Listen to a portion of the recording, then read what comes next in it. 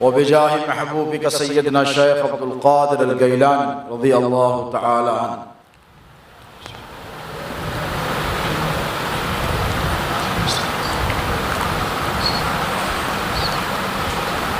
بسم الله الرحمن الرحيم.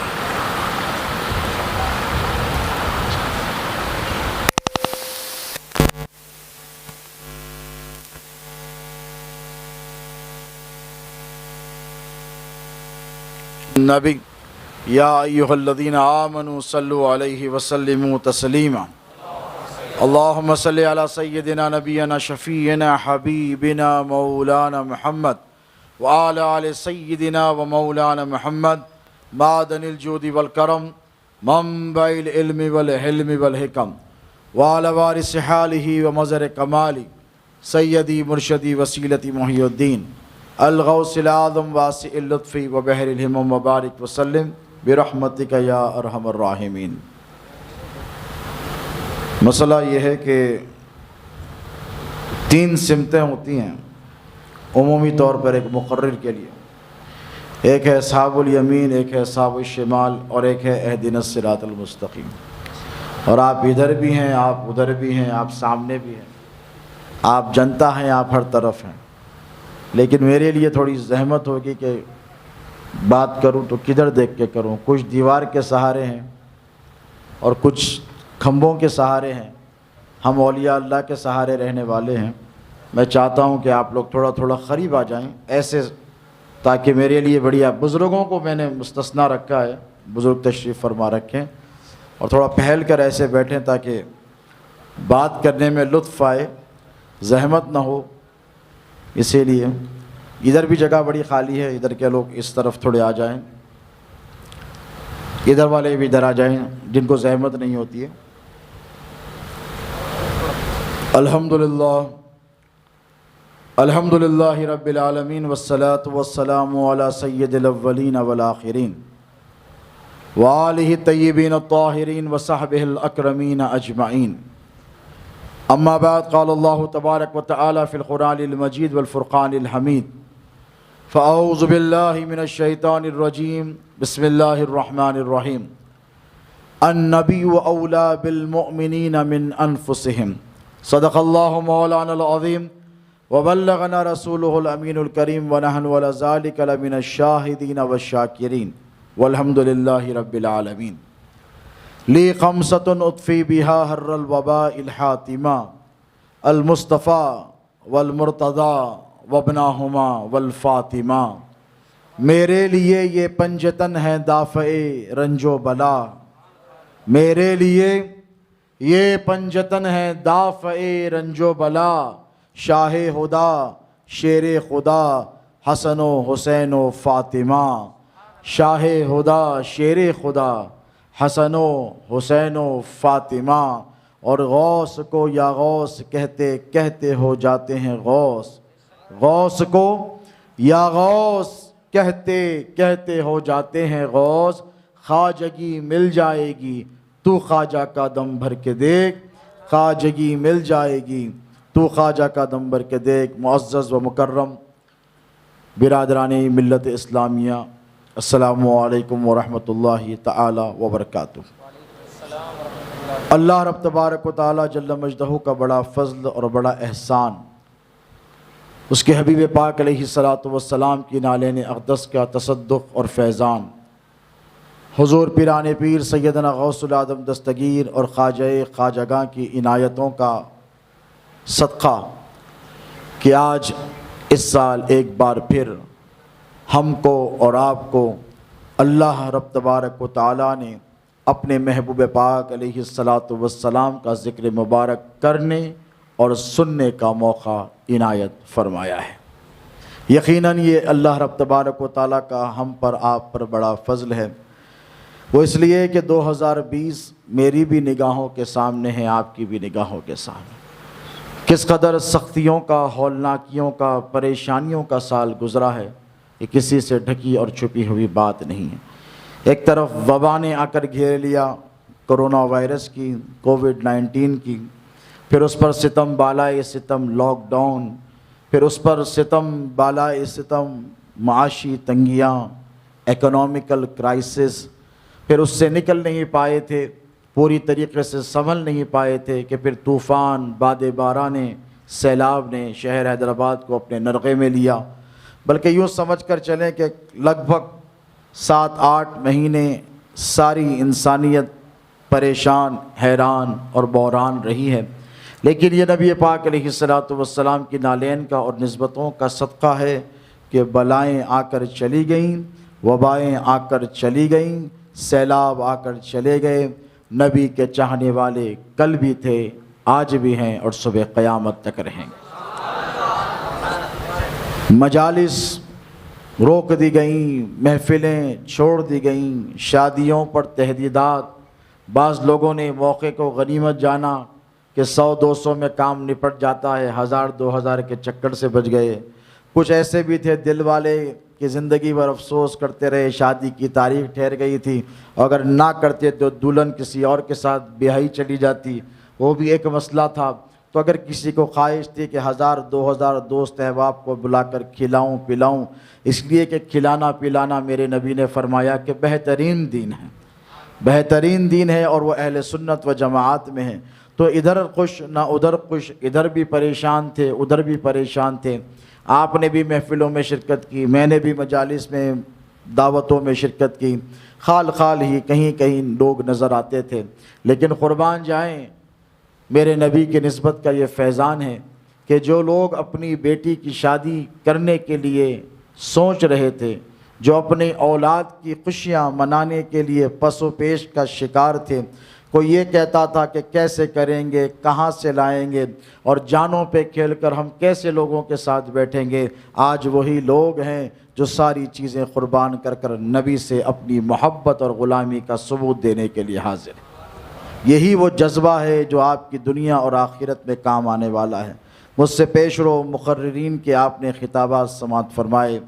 برادرم ترجمان قادریت مولانا سید رضوان پاشا قادری حفیظہ اللہ کا بھی آپ نے خطاب سماعت کیا۔ انہوں نے بہت بنیادی باتیں کی، بہت خوبصورت باتیں آپ حضرات کی سماعتوں کے حوالے کی۔ وہ یہ کہ نبی پاک علیہ السلام کی عادت کریمہ ہے کہ حضور سے جو محبت کرتا ہے، حضور اس کی محبت کا نذرانہ جب قبول کرتے ہیں تو قبول کر کر رکھ نہیں لیتے، بلکہ سینکڑوں گنا زیادہ نواز دیتے ہیں۔ یہ نبی پاک علیہ السلام کا ریٹرن ہے، اور جو ریٹرن ہوتا ہے وہ بڑا خوبصورت ہے۔ اللہ نے قرآن مجید میں فرمایا حل جزاء الاحسان الا الاحسان، ہے کہ نہیں؟ سورہ رحمان کی آیت مبارکہ ہے، آپ جانتے ہیں کہ اللہ کہتا ہے کہ احسان کا بدلہ کیا کہ تم اس کے بدلے احسان کرو۔ یہاں احسان سے مراد وہ نہیں جو عام طور پر لے کے جاتے ہیں۔ احسان سے مراد یہ کہ آپ کے ساتھ کوئی اچھا سلوک کرے تو آپ بھی اس کے ساتھ اچھا سلوک کرو، آپ سے کوئی محبت سے پیش آئے تو آپ بھی اس سے محبت سے پیش آؤ، آپ سے کوئی مسکرا کر ملے تو آپ صورت چڑھا کر تھوڑی ملیں گے۔ اگر کوئی آپ کو دیکھ کر مسکرائے، عقل یہاں کا اسکرو اگر کسی کا ڈھیلا ہو تو وہی کہے گا بھائی سامنے والا تو مسکرا رہا، اس کو کیا دیوانہ ہو گیا ہے؟ عقل و عقل ٹھکانے ہے کہ نہیں ہے کہ آپ چڑک چوں بن کر بیٹھے ہوئے ہیں، سورج جلائے بیٹھے ہیں؟ تو مطلب یہ ہے کہ جیسے سامنے سے کویسچن کیا جائے گا ویسے ہی اس کا آنسر آپ کو دیا جائے گا، جیسے سوال کیا جائے گا ویسے ہی جواب دیا جائے گا۔ تو بات صرف اتنی سی ہے دوستو کہ آپ نبی سے محبت کرتے ہیں تو یہ کیا ممکن ہے کہ حضور آپ کی محبت کو رکھ لیں گے اور اس کا صلہ عطا نہیں فرمائیں گے؟ یاد رکھنا میرے نبی پاک علیہ السلام کا ارشاد مبارک ہے اللہ یوتی و انا خاسم، اللہ عطا کرنے والا ہے اور میں تقسیم کرنے والا۔ خدا کے خزانوں سے جو کچھ ملے گا وہ در مصطفیٰ سے ہو کر ملے گا، وہ نبی کے دست اقدس سے ہو کر ملے گا، اور جسے نبی سے نہیں ملا اسے خدا سے نہیں ملے گا۔ آپ کی ہماری کامیابی اور سرفرازی کا راز یہی ہے کہ ہم نبی والے ہیں۔ کیا ہے؟ ہم نبی والے ہیں اور نبی سے محبت کرنے والے ہیں۔ یاد رکھیں کہ میرے نبی پاک علیہ السلام نے اپنی امت سے جس قدر محبت فرمائی ہے کسی بھی نبی نے نہیں فرمائی ہے کہ نہیں؟ میں نے جس آیت کا انتخاب کیا ہے اس کے پیچھے چند وجوہات ہیں، چند پراپر ریزننگز ہیں۔ زیادہ وقت نہیں لوں گا، بلکہ چند بنیادی باتیں آپ حضرات سے کر کر آج کے اس ماحول کے اعتبار سے کہ دیکھیں فرانس میں میرے اور آپ کے نبی پاک علیہ الصلاۃ والسلام کی شان اقدس میں گستاخیوں کا سلسلہ پھر زور پکڑ چکا ہے۔ سوشل میڈیا کے حوالے سے آپ نے دیکھا کہ فرانس کے پریزیڈنٹ نے نبی پاک علیہ الصلاۃ والسلام کے نعوذ باللہ من ذالک خاکوں کو، کیریکیچرز کو، کارٹونز کو گورنمنٹ کی بلڈنگز پر آویزاں کر دیا۔ ایک دور دیکھیں، ایک طرف عذاب الہی ایسا کہ کورونا وائرس کووڈ-19 نے ساری دنیا کو جھنجھوڑ کر رکھ دیا، اس کے باوجود بھی شاتمان رسول دشمنان اسلام کی سازشوں میں کوئی کمی نہیں آئی۔ اسی لیے نہیں آئی کہ ان کی دشمنیاں بڑھتی چلی جائیں گی، اور ہم نے بھی قسم کھا لی ہے تم دشمنیوں کو بڑھاتے جاؤ، ہم محبتوں کو بڑھاتے چلے جائیں۔ تم نبی کی توہین کو بڑھاتے جاؤ، اس لیے کہ اللہ رب تبارک و تعالیٰ نے تم سے توفیق چھین لی ہے، اور ہم نبی کی مدحت، نبی کی توصیف، نبی کی تعریف زندگی کی آخری سانس تک کرتے رہیں گے۔ اللہ رب تبارک و تعالیٰ قرآن مجید میں ارشاد فرماتا ہے النبی اولیٰ بالمؤمنین من انفسہم، کہ بے شک جان لو کہ میرا نبی مومنین کی جانوں سے زیادہ قریب ہے۔ اس کا بڑا آسان ترجمہ میں نے آپ کو بتایا ہے۔ نبی کس سے زیادہ قریب ہے؟ مومنین کی جانوں سے زیادہ کون قریب ہے؟ نبی ہے۔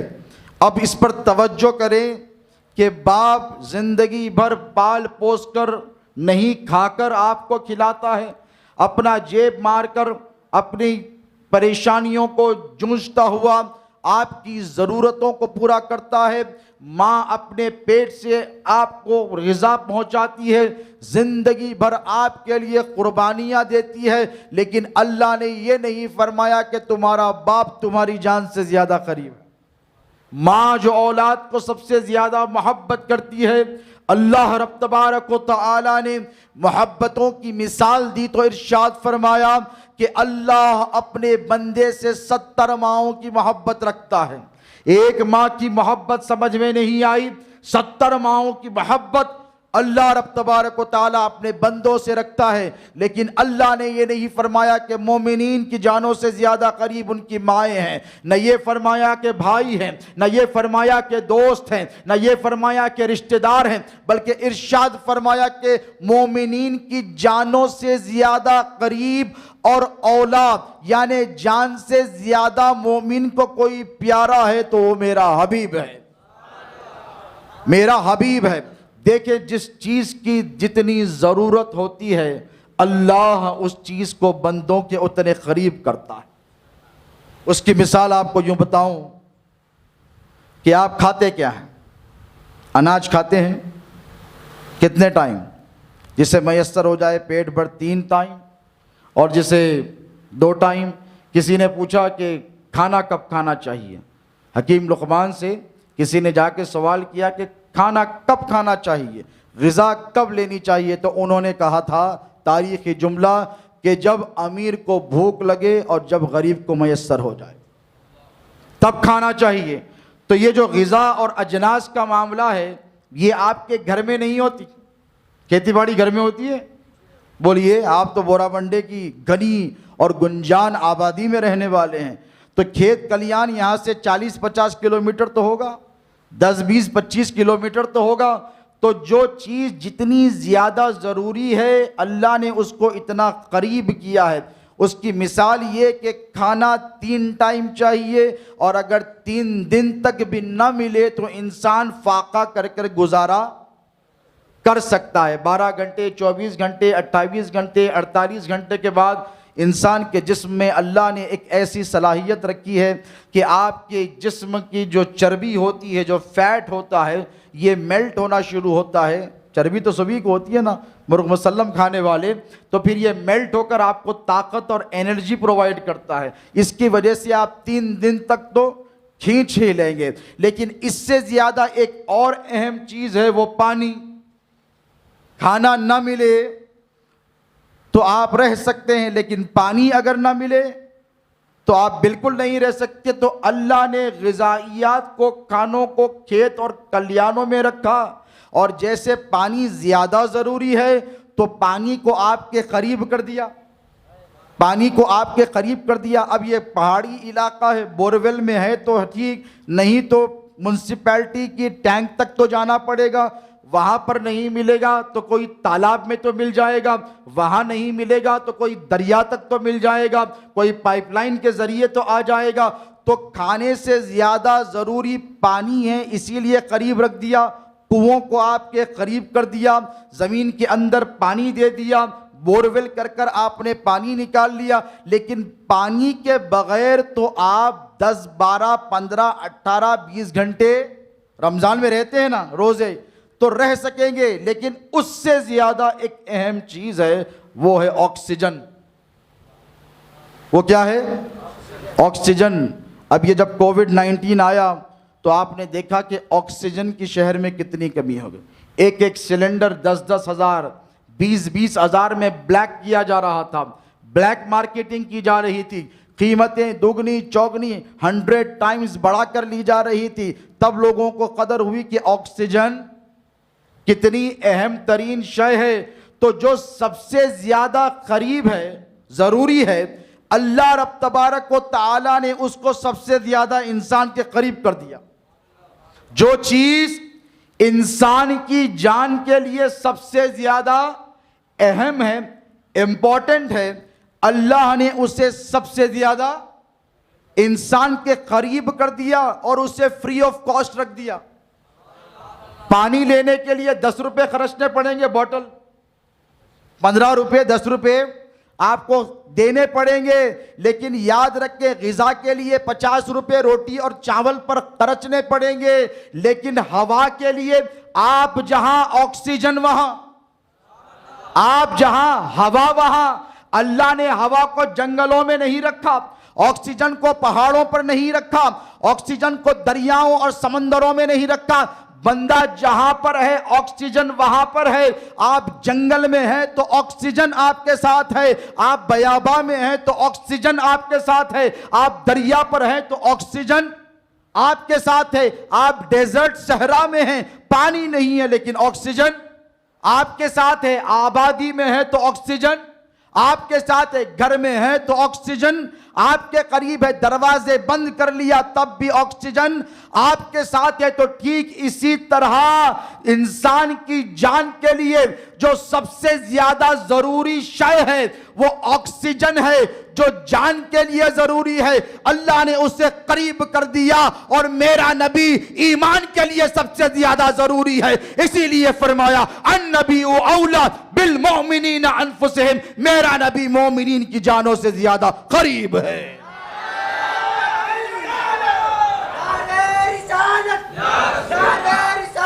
نبی کو دور، اور وہ بد نصیب ہیں جو یہ کہتے ہیں کہ نبی دور ہے، وہ بد نصیب ہیں یہ جو کہتے ہیں کہ نبی صرف مدینے میں ہے، وہ بد نصیب بد عقیدہ ہیں جو کہتے ہیں کہ نبی دیکھتے نہیں، نبی سنتے نہیں۔ میں کہتا ہوں اگر میرے نبی نہ ہوتے نہ تو دنیا ہوتی، نہ زمین ہوتی، نہ آسمان ہوتا۔ ایک ہمارے اعمال ہیں، ایک ہم سے پہلے نبیوں کی امتوں کے اعمال تھے۔ میرے بزرگ یہاں پر بیٹھے ہیں، پڑھا ہوگا، علماء سے سنا ہوگا کہ پچھلی امتوں کی نیکیاں، نوح علیہ السلام کی امت 900 برس، کتنے؟ یہاں پہ 10 20 50 سال کی گارنٹی نہیں ہے، دیکھا نا اچھے خاصے ہٹے کھٹے نکل گئے دنیا سے، کتنے صحت مند پہلوان تھے، کورونا نے دبوچ لیا ان کو، کتنی جانیں چلی گئی، کوئی گارنٹی بولیے کسی کی زندگی کی ہے؟ نہیں ہے۔ لیکن 900 برس 950 برس، کسی نبی کی امت 700 برس، کسی نبی کی امت 600 برس، کسی نبی کی امت 500 برس۔ لیکن میرے خود آپ کے اور ہمارے آقا و مولا علیہ السلام کی بظاہر عمر مبارک کتنی؟ بولیے 63 برس، 63 ایئرس۔ کتنی؟ 63 ایئرس۔ میرے اور آپ کے نبی پاک علیہ السلام نے اللہ سے کہا کہ مولا پچھلی امتوں کی تو نے بڑی بڑی عمریں رکھی اور بہت بہت عبادتیں کی، لیکن میری امت کی عمریں بڑی قلیل ہیں۔ حضور کو چونکہ حضور کو اپنی امت سے بے پناہ محبت ہے، اسی لیے حضور نے پوچھا کہ مولا میری امت کی عمریں اتنی کم ہیں ان کے ساتھ ایسا کیوں؟ تو اللہ رب تبارک و تعالیٰ نے ارشاد فرمایا محبوب تیری امت کی عمریں کم ہیں لیکن ان کے چھوٹے چھوٹے عمل کی ان کو بڑی بڑی جزا دی جائے گی۔ ایک نیکی کی 10 نیکیوں سے، ایک نیکی کرو 10 نیکی۔ ہے کوئی سخی ایسا؟ بھئی اگر آپ میں نکال کر فقیر کو 1 روپیہ دوں اور کہوں کہ بول میں نے 10 دیے تو کہے گا حضرت کیسی بات کر رہے ہیں آپ تو دے 1 رہے ہیں اور کہہ رہے ہیں کہ 10۔ لیکن قربان جاؤ میرے نبی کی نسبت کا فیضان ہے، پچھلی امتوں کو ایسا اجر اتنا ثواب نہیں دیا گیا۔ یہ نبی کی نسبت کا فیضان اور صدقہ ہے کہ آپ ایک نیکی کرتے ہیں تو فرشتہ پچھلی امتیں ایک نیکی کرتی تو ایک نیکی لکھتی، 1 دینار دیتے تو 1 دینار لکھتی، 1 ریال خرچہ کرتے تو 1 ریال، 1 اشرفی دیتے تو 1 اشرفی، 1 وقت کی نماز پڑھتے تو 1 وقت کی نماز، 1 روزہ رکھتے تو 1 روزے کا ثواب، صحیفے کی 1 آیت کسی پڑھتے تو 1 آیت کا ثواب۔ لیکن قربان جائے یہ نسبت مصطفیٰ کا صدقہ ہے کہ میرے نبی کا کوئی غلام جب 1 روپیہ خیرات کرتا ہے تو اللہ فرماتا ہے کہ اے ملک 1 نہ لکھنا، یہ میرے نبی کا غلام ہے، یہ میرے محبوب کا غلام ہے، یہ مصطفیٰ کا غلام ہے، یہ میرے حبیب کا غلام ہے، یہ 1 دے گا اس کا ثواب 10 سے لکھنا۔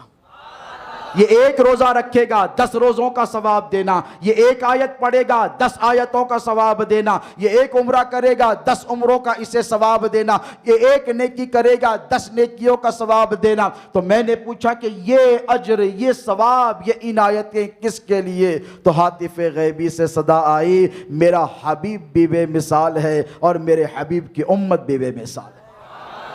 تو یہ آپ پر ہم پر کرم فرمائیاں اور سرفرازیاں نبی پاک علیہ السلام کی نسبت کے صدقے ہیں۔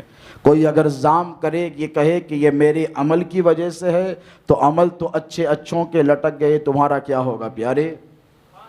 یہ سب کچھ نبی کی نسبت کا صدقہ ہے۔ صحابہ کا نام آپ نے سنا ہے، صحابہ میرے آقا و مولا علیہ السلام پر اپنی جان قربان کرنے والے گروہ کا نام ہے۔ مجھے بتائیے کہ یہ صحابہ کو جو مقام و مرتبہ ملا ہے کس بنیاد پر ملا ہے؟ کبھی آپ نے سوچا کوئی امتی کسی صحابی کی کسی بھی نیکی کا مقابلہ کر سکتا ہے؟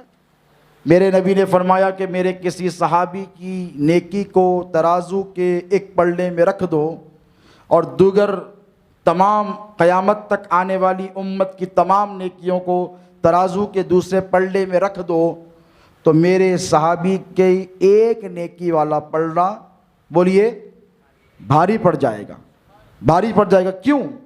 اللہ رب تبارک و تعالیٰ تو بیاض نہیں ہے نا، وہ تو برابر انصاف سب کے ساتھ برابر فرماتا ہے کہ نہیں؟ بولیے وہاں کوئی جانبداری ہے، وہاں کوئی فیورٹزم ہے، لیکن نہیں، مجھے کہنے دے کہ اللہ رب تبارک و تعالیٰ جل مجدہ نے جو صحابہ کرام کا مقام اور مرتبہ رکھا ہے کہ ان کی 1 نیکی امت کی تمام نیکیوں پر بھاری، تو کیوں؟ نماز تو وہ بھی پڑھتے تھے، نماز تو آپ بھی پڑھ رہے ہیں، روزہ تو وہ بھی رکھتے تھے، روزہ تو آپ بھی رکھ رہے ہیں، حج و زکوٰۃ وہ بھی ادا کیا کرتے تھے، حج و زکوٰۃ آپ بھی ادا کر رہے ہیں۔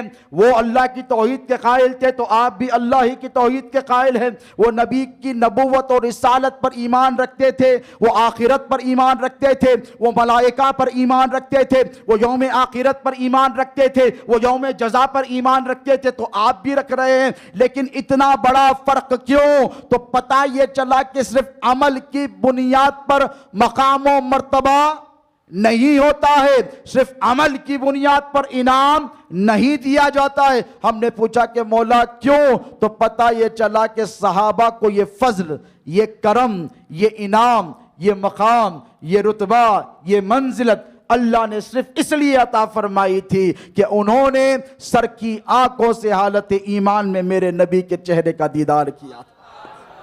اب اگر کوئی آج کے 14ویں صدی کا ملا یا وہابی آپ سے کہے کہ ہم نبی کے برابر ہے، نعوذ باللہ من ذالک، نبی کی صحبت میں بیٹھنے والے صحابی کا مقابلہ نہیں کر سکتے تو حضور کا مقابلہ کیا کریں گے؟ آج کی دنیا کے حالات دیکھیں، آپ کی نگاہوں کے سامنے سوشل میڈیا ہے، آپ کی نگاہوں کے سامنے انفارمیشن ٹیکنالوجی ہے، آپ کی نگاہوں کے سامنے ہمارے معاشرے میں پیدا ہونے والی تمام خرابیاں ہیں۔ جس قدر گناہ اس امت میں عام ہوئے ہیں، اس قدر گناہ کسی امت میں عام نہیں ہوئے تھے۔ دیکھیں کس قدر فحاشی ہے، کس قدر گناہ ہیں، کس قدر نافرمانیاں ہیں، کس قدر حکم کی خلاف ورزیاں ہیں۔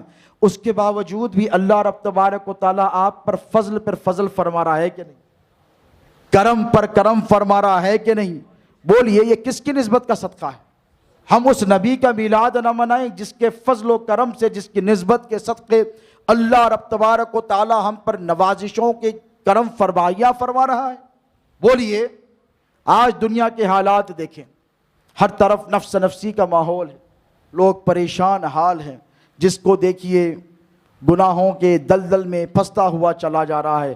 لیکن اللہ رب تبارک و تعالیٰ نے اتنی نافرمانیوں، خلاف ورزیوں کے باوجود بھی آپ پر، ہم پر فضل اور کرم صرف اس لیے کیا ہے کیونکہ اس نے ارشاد فرمایا ہے وَمَا كَانَ اللَّهُ لِيُعَذِّبَهُمْ وَأَنْتَ فِيهِمْ، کہ میرے محبوب میں ان کے گناہوں کے باوجود ان پر عذاب اس لیے نازل نہیں کرتا کیونکہ آپ ان میں جلوہ فرما ہے، کیونکہ آپ ان میں موجود ہے۔ یہ النبی اولا بالمؤمنین من انفسہم کا مصداق اور صدقہ اور احسان ہے کہ اللہ رب تبارک و تعالیٰ نے ہم کو، آپ کو ہر قسم کے عذاب سے محفوظ رکھا ہے۔ دوستو یہ ماہ میلاد کا مقدس ترین مہینہ، یہ تجدید ایمان کا مہینہ ہے۔ جس طرح رمضان المبارکہ آتا ہے تو ایک مسلمان کا قلبی تعلق قرآن کی تلاوت سے جڑ جاتا ہے، اور جب ربیع الاول کا مقدس ترین مہینہ آتا ہے تو ایک مسلمان کا تعلق صاحب قرآن کی ذات سے جڑ جاتا ہے کہ نہیں؟ یہ محافل میلاد، یہ مجالس، یہ راتوں کا جاگنا، یاد رکھیں یہی وہ محفلیں اور مجلسیں ہیں جو آپ کی آخرت میں آپ کا کام آنے والی، یہی وہ عمل ہے جس کی ضمانت اور تمانیت میرے نبی پاک علیہ السلام نے سرفراز فرمائی ہیں۔ صحابہ کرام کا مقدس ترین گروہ، اولیاء کرام کا مقدس ترین گروہ، کون سا ایسا ولی ہے اور کون سا ایسا نبی ہے جس نے میرے نبی کی میلاد پر خوشی کا اظہار نہیں کیا؟ آپ ماشاءاللہ یہاں جتنے بیٹھے ہیں، کوئی قادری ہے، کوئی چشتی ہے، کوئی نقش بندی ہے، کوئی سہروردی ہے، کوئی رفاعی ہے، ہر ایک سلسلے سے کوئی نہ کوئی یہاں پر وابستہ ضرور ہے۔ یہ اللہ کے رسول علیہ السلام کی مقدس ترین میلاد کا مقدس ترین مہینہ ہے، اور اس مہینے کی عظمتوں اور رفعتوں کو حاصل کرنے کے لیے تعلق بالرسول ضروری ہے۔ دیکھیے میں نے اہم آیت آپ کی سماعتوں کے حوالے کی دوستوں کہ اللہ رب تبارک و تعالیٰ نے کیا فرمایا؟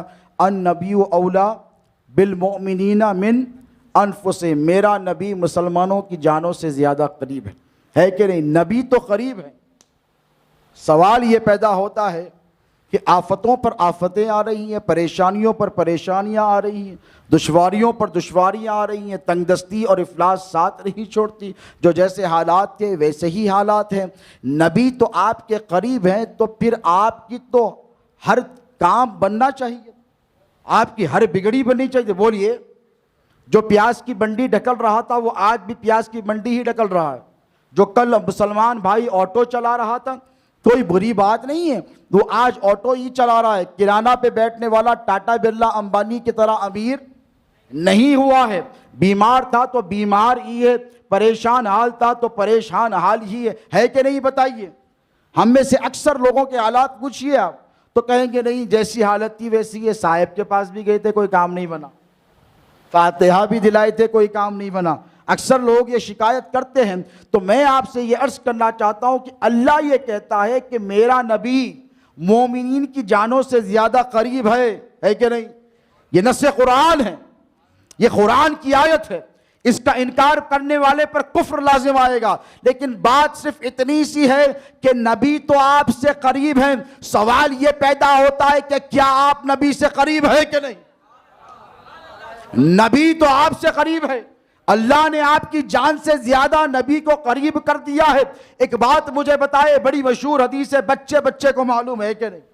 بچہ بچہ جانتا ہے کہ جب انسان، میرے نبی نے فرمایا جب مسلمان جھوٹ بولتا ہے، کیا بولتا ہے؟ جب جھوٹ بولتا ہے تو اس کے منہ سے اتنی بدبو نکلتی ہے کہ رحمت کے فرشتے اس سے 40 کوس دور چلے جاتے ہیں.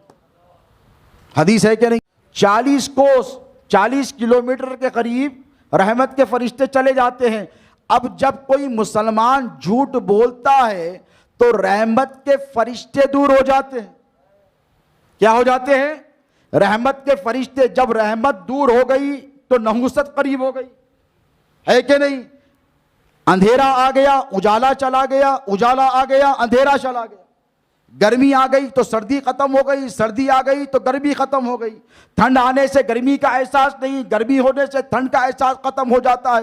بتائیے ہے کہ نہیں؟ تو ٹھیک اسی طرح جب ایک بندہ مسلمان جھوٹ بولتا ہے تو رحمت کے فرشتے اس سے کوسوں دور چلے جاتے ہیں. تو کیا پتا چلا؟ پتا یہ چلا کہ جب فرشتے دور ہو جاتے ہیں تو شیطان لعین قریب ہو جاتا ہے. یہ جھوٹ بولنے والے کو اللہ کی طرف سے سزا مل رہی ہے کہ رحمت کے فرشتے دور ہو جا رہے ہیں. تو ذرا دل پہ ہاتھ رکھ کر ٹھنڈے دل سے مجھے جواب دو، جب نبی کا کوئی امتی جھوٹ بولتا ہے تو کیا رحمت للعالمین کی رحمت اس کے قریب رہے گی؟ فرشتے میرے نبی کے نور سے بنائے گئے کہ نہیں؟ بولو. جو فرشتے ملک نبی کے نور سے بنے ہیں، نبی کے صدقے بنے ہیں، جھوٹ کی وجہ سے ایک مسلمان کے اس قدر دور ہو جاتے ہیں کہ وہ آپ کے قریب آنا گوارا نہیں کرتے. ٹھیک اسی طرح جب کوئی مسلمان جھوٹ بولتا ہے تو میرے آقا علیہ الصلوۃ والسلام کی رحمت سے وہ دور ہو جاتا ہے. میں یہ نہیں کہتا کہ نبی کی رحمت دور ہو جائے، بلکہ وہ خود دور ہو جاتا ہے، وہ خود نبی کی رحمت سے. تو میلاد پاک مصطفیٰ کا اصل یہ پیغام ہے کہ اگر آپ چاہتے ہیں کہ آپ کے بگڑے ہوئے کام بنیں، اور اگر آپ چاہتے ہیں کہ آپ کی پریشانیاں دور ہوں، بیمار چاہتا ہے کہ اسے شفا نصیب ہو، بے روزگار چاہتا ہے کہ اسے روزگار مل جائے، تو اسے کیا کرنا چاہیے؟ اسے صرف اتنا کرنا ہے کہ جھوٹ چھوڑنا ہے، گناہوں کو ترک کرنا ہے، نبی کی سنتوں پر عمل کرنا ہے. پھر دیکھنا جو دعا آپ نبی کے وسیلے سے مانگیں گے وہ قبول ہو. رضوان پاشا صاحب نے بڑی پیاری بات کی درود پاک کے حوالے سے. ان کے اختتامی کلمات میں آپ کو یاد ہوگا انہوں نے کہا کہ ہم درود پڑھنا بھول گئے ہیں کہ نہیں. درود پاک کی جو فضیلتیں ہیں اگر آپ کو وہ معلوم ہو جائے تو بخدا ہر مسلمان 24 گھنٹوں نبی پر درود ہی پڑھتا رہے گا. ایک بڑا مشہور اور معروف واقعہ ہے. آپ چاہتے ہیں نا کہ پریشانیاں دور ہوں. آج بتائیے کہ الا ماشاء اللہ کون ایسا شخص ہے ہم میں جو اکنامیکل کرائسس میں مبتلا نہیں، معاشی حالات سے کون پریشان نہیں ہے؟ بتائیے. ہر طرف آہاکار کا ماحول بچا ہے، ہر شخص یہ چاہتا ہے کہ میری پریشانیاں دور ہو جائے. نبی پاک علیہ الصلوۃ والسلام نے واضح اور صاف الفاظ میں آپ کو کامیابی کا پروانہ عطا فرمایا ہے. بڑا مشہور واقعہ ہے کہ بنو عباس کے دور حکومت میں ایک شخص رہتا تھا جو بڑا پریشان تھا. حجت الاسلام امام غزالی علیہ رحمت و رضوان نے مکاشفۃ القلوب میں یہ واقعہ درج کیا ہے. بڑا اہم واقعہ ہے کیونکہ وقت بہت ہو گیا ہے. آپ حضرات اس بات کے عادی نہیں ہیں، مجھے پتا ہے کہ رات کا حصہ گزر جانے کے بعد برا بنڈے کے لوگ بیٹھے ہیں، وہ جب آوازیں آتی ہیں تبھی جاگتے ہیں. اللہ آپ کو سب کو محفوظ رکھے ہر قسم کی آواز سے جو پریشان کرتی ہے، اور صلاۃ و سلام کی آوازیں ان بستیوں سے جاری و ساری رہیں. تو ایک شخص رہتا تھا بنو عباس کے دور میں، اسلام کا ابتدائی دور ہے. بنو امیہ کا 300 ساڑھے 300 سال کا دور، اس کے بعد بنو عباس کا 300 سال کا دور، یہ 650 سال کا دور ہوتا ہے اسلام کی ابتدائی تاریخ کا. بات سمجھ میں آ رہی ہے آپ کی؟ تو اس دور میں ایک شخص رہتا تھا جو بہت پریشان حال تھا. اسی نے کسی سے 1000 درہم قرض لیے تھے اور کہا تھا کہ فلاں تاریخ کو میں آپ کو یہ پیسہ لوٹا دوں گا، یہ واپس کر دوں گا. جب تاریخ گزر گئی تو قرضدار آیا، آ کر کہا کہ بھئی میرا پیسہ لاؤ. تو کہنے لگا کہ بھئی پہلے سے زیادہ پریشان حال ہوں، پہلے سے زیادہ پریشان ہوں، فاقے پہ فاقہ ہے، گھر میں کھانے کے لیے کچھ بھی نہیں ہے. تو کہنے لگا میں نے تو تجھے مہلت دی تھی. کہا ایک 8 دن کی مہلت اور دے دے، 8 دن کی مہلت اگر تو اور مجھے دے دے گا تو میں تیرا قرض لوٹا دوں گا. یہ کہہ کر جب نکلا، جب گھر کو آیا تو بیوی سے کہا کہ قرضدار سر پر ٹہر گیا تھا اور کہنے لگا کہ 8 دن کی تجھے مہلت دیتا ہوں، اور 8 دن میں اگر تو نے قرض ادا نہیں کیا تو قاضی شہر سے تیری شکایت کروں گا. کورٹ میں مقدمہ درج کروں گا۔ آج کل کے جیسے کا زمانے کا دور نہیں کہ 4 مہینے، 1 سال، 2 سال کیس چل رہا ہے، آنن فانن فیصلے کیا جاتے تھے اسلامی طرز حکومت میں۔ تو وہ سمجھ گیا کہ اگر 8 دن میں نے پیسے اس کے واپس نہیں لوٹائے تو مجھے زندان میں یعنی تہ خانے میں، قید خانے میں بند کر دیا جائے گا، پریشان ہو جاؤں گا۔ جب گھر کی طرف چلا تو آقا علیہ السلام کا چاہنے والا تھا۔ دل میں ایک آواز آئی، کیا تجھے یہ پتہ نہیں کہ تیرے نبی نے فرمایا ہے کہ اے میرے امتی، جب تو پریشان حال ہو جائے تو مجھ پر کثرت سے درود پڑھا کر، میں تجھ سے وعدہ کرتا ہوں رب کعبہ کی قسم، میں تیری ہر مصیبت پہ تیری مدد کرنے کے لیے آؤں۔ یہ خیال جیسے ہی اس کے دل میں آیا، اس نے عالم اسباب کی طرف بالکل توجہ نہیں کی، بلکہ ایک ہی کام کرنے لگا، نماز پڑھتا، اللہم صلی علی سیدنا محمد وعلی آلہ وبارک وسلم، 24 گھنٹے درود پڑھتا۔ بیوی کہنے لگی جاؤ، جا کر کچھ انتظام کر آؤ، کسی سے مانگ کر لاؤ، قرضدار آئے گا، پریشان ہو جاؤ گے، زندان میں ڈال دیے جاؤ گے۔ کہنے لگا میں نے سب کچھ کوششیں کر لی، میرا ایمان میرے نبی کے ارشاد پر ہے، میرے آقا کا ارشاد برحق ہے۔ نبی نے فرمایا کثرت سے درود پڑھ، تیری پریشانیاں اللہ دور کر دے گا۔ بس درود پڑھتا رہا۔ 1 دن گزر گیا، 2 دن گزر گئے، 3 4 5 6 چھٹے دن اس نے جب درود پڑھتا پڑھتا تھک کر سو گیا تو اس کی قسمت کا ستارہ جاگا۔ آقا و مولا علیہ السلام خواب میں تشریف لائے، ہڑبڑا کر اٹھا، خوشی کے عالم میں اٹھ کر کہنے لگا یا رسول اللہ، میرے ماں باپ آپ پر قربان، اے اللہ کے رسول اس غریب پر آپ نے کیسے کرم فرمایا؟ حضور نے فرمایا میں جانتا ہوں تو بہت پریشان ہے، ایک کام کر، تو ایک کام یہ کر کہ تو علی بن عیسیٰ جو اس ریاست کا، اس ملک کا جو وزیر اعظم ہے، وہ میرا بڑا چاہنے والا ہے، اس کے پاس چلے جانا اور جا کر کہنا کہ محمد نے بھیجا ہے، محمد الرسول اللہ نے بھیجا ہے، اور کہنا کہ وہ تیری ضرورت پوری کر دے گا۔ خواب سے جب یہ بیدار ہوا تو ڈر گیا، سہم گیا کہ یہ خواب کس کے کیسے سناؤں، اور یہ بھی اس بات سے ڈر گیا کہ اگر میں وزیر کے پاس جاؤں تو وزیر مجھے تہ خانے میں بند کر دے گا اور کہے گا کہ نبی کا نام لے کر جھوٹ بول رہا ہے۔ اس خوف سے، اس ڈر سے وہ نہیں گیا، سارا دن پھر درود پڑھتا رہا۔ ساری رات کے دو ساعتیں رات کی گزر گئی، 2 حصے گزر گئے، پھر درود پڑھتا ہوا سو گیا۔ حضور پھر خواب میں تشریف لائے اور لا کر فرمایا میں نے تجھ سے کہا تھا کہ تو جا وزیر کے پاس، وہ تیری ضرورت کو پورا کر دے گا۔ ہڑبڑا کر اٹھا، کہنے لگا یا رسول اللہ میری طرف دیکھیے، پہلے بہت پریشان حال ہوں، پہلے ہی بہت حالات کا مارا ہوا ہوں، مصیبتوں کا مارا ہوں، یا رسول اللہ میں کیسے جاؤں؟ وہ وزیر اعظم ہے، وہ رئیس شہر ہے، میں فقیر اور غریب اور ناتواں اور ناچار اور لادار ہوں، میں کیسے اس کے پاس چلے جاؤں؟ اور چلا بھی جاؤں تو وہ کیسے مان لے میری بات کہ میں سچ کہہ رہا ہوں؟ یا رسول اللہ کوئی نشانی مجھے عطا فرمائیے تاکہ وزیر کو میری بات پر یقین ہو جائے۔ اللہ کے رسول علیہ السلام نے فرمایا ایک راز ہے جو علی بن عیسیٰ کے سوا کوئی نہیں جانتا، یا تو میں جانتا ہوں یا میرا رب جانتا ہے یا علی بن عیسیٰ جانتا ہے، جانا اور جا کر اس سے وہ راز کہہ دینا، وہ سمجھ جائے گا کہ اس کے نبی نے اس کو تجھے اس تیرے پاس بھیجا ہے۔ وہ بھاگا گیا۔ اب دیکھے جانے والا کیسے گیا، دروازے پر محل کے جا کر دستک دی، دربان نے دروازہ کھولا اور کہنے لگا کون ہے؟ کہا فلاں ہوں۔ کون سی بستی سے آیا ہے؟ کہنے لگا فلاں بستی سے آیا ہوں۔ کہنے لگا کس نے تجھے بھیجا؟ پہلے زمانے کے یہ طریقے تھے، کہاں سے آیا ہے، نام کیا ہے، کہاں سے آیا ہے اور کس نے بھیجا ہے۔ پہلے زمانے کی قدیم تاریخ کے یہ سوالات کے طرز رہتے تھے۔ جب بادشاہی محلوں میں یا دفتروں میں پہنچتے تو کہ جب پوچھا کہ نام کیا ہے تو بتا دیا، کہاں سے آیا ہے تو فلاں بستی سے آیا ہوں، کہا کس نے بھیجا ہے تو کہا محمد الرسول اللہ نے۔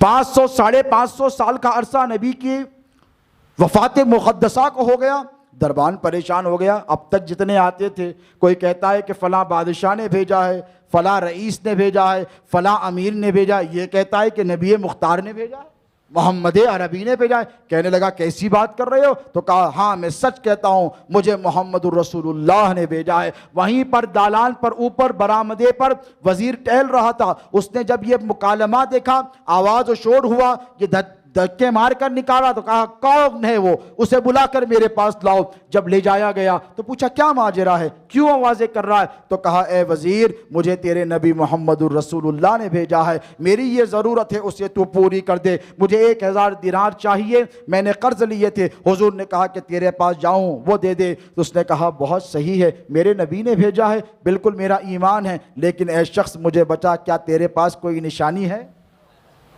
کوئی نشانی ہے؟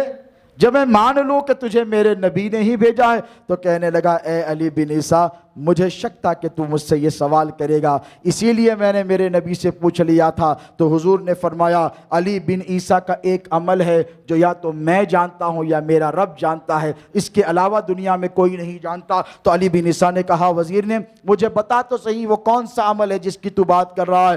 تو اس شخص نے کہا کہ اے وزیر تیرا ایک عمل ہے جس سے تیری بیوی بھی واقف نہیں ہے، جس سے تیرے وزراء بھی واقف نہیں ہیں، جس سے محل کا کوئی شخص نہیں جانتا، وہ یہ عمل ہے کہ تو ہر روز نماز فجر کے بعد ایک مرتبہ نبی پاک علیہ السلام کی خدمت میں درود پاک کا نذرانہ پیش کرتا ہے۔ میرے نبی نے فرمایا ہے میں اسے سنتا بھی ہوں، اسے قبول بھی کرتا ہوں، تیرا درود مجھ تک بھی پہنچتا ہے، میرے رب تک بھی پہنچتا ہے۔ یہ سننا تھا۔ وہ رونے لگا اور کہنے لگا تو نے سچ کہا، تیرا خواب سچا ہے، یہ ایک ایسا راز ہے جو میری بیوی تک نہیں جانتی، تیرا خواب بالکل سچا ہے۔ وہ اندر گیا، لا کر 3000 دینار دیے۔ کتنے؟ ضرورت کتنے کی تھی؟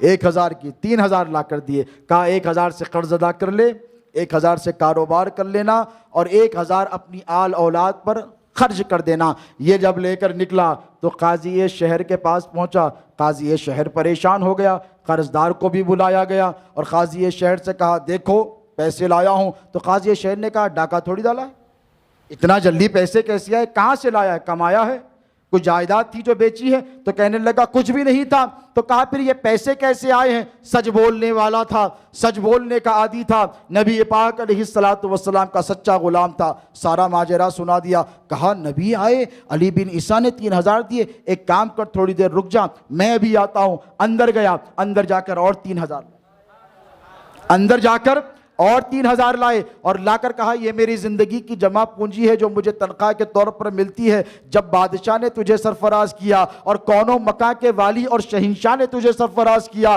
تو یہ میری مجال کہ میں تجھے کچھ روکوں، یہ میری طرف سے نذرانہ قبول فرما۔ اسے دے دیا۔ اب دیکھیں وہ جو قرض دار تھا، جو جس نے قرض دیا تھا، وہ بھی نبی کا ہی سچا غلام تھا، وہ بھی زار و قطار رونے لگا، اس کا ہاتھ تھام کر کہنے لگا اے شخص مجھے وہ خواب پھر سے سنا دے۔ اس شخص نے خواب سنایا۔ اس شخص نے کہا کہ اے شخص مجھے اتنا بتا، جب تو نے نبی کو خواب میں دیکھا تو کیا میرا بھی ذکر خواب میں آیا تھا؟ تو کہنے لگا ہاں، نبی نے پوچھا تھا کہ تو نے کس سے قرض لیا ہے تو میں نے تیرا نام لیا تھا۔ زار و قطار رونے لگا، ایک چیخ ماری، زمین پر گر کر بے ہوش ہو گیا اور جب اٹھا تو کہنے لگا زہے نصیب، نبی کی مجلس میں میرا نام آ گیا، اب میری مجال ہے کہ میں تجھ سے کوئی پیسہ لوں۔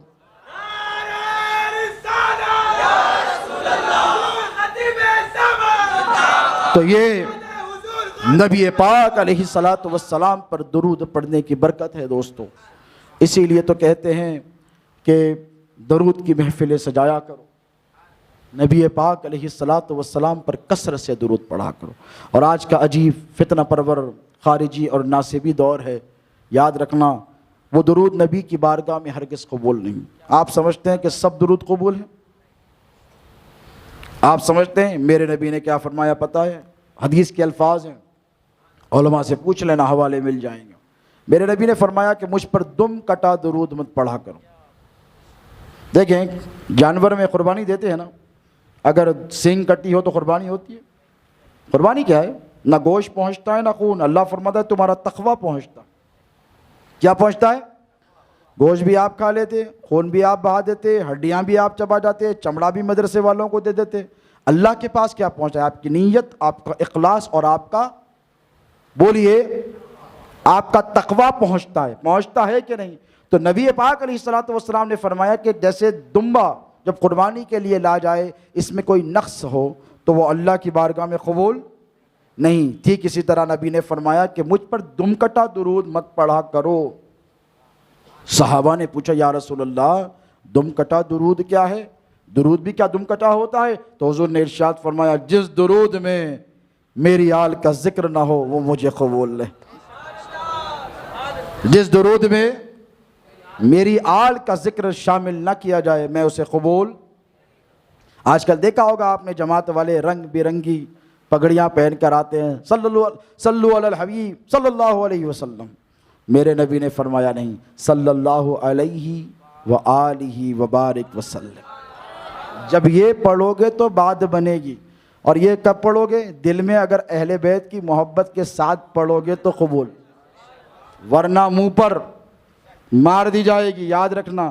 اچھا، یہ بڑا دھوکہ دیتے ہیں آج کل جو خارجی اور ناصبی ذہن کے لوگ ہیں، یہ بڑا دھوکہ دیتے ہیں. زبان پر ان کے درود ہے کہ نہیں، لیکن دل میں جو حال ہے، اہل بیت کی جو دشمنی ہے، کسی کے دل میں مولا کائنات کی دشمنی، تو کسی کے دل میں امام حسن سے بغض، تو کسی کے دل میں امام حسین سے کدورت، تو پھر کسی کے دل میں سیدہ فاطمہ زہرا سلام اللہ علیہا کی ذات اقدس سے انقباض، یا نہیں تو پھر سیدوں سے دشمنی اور کدورت.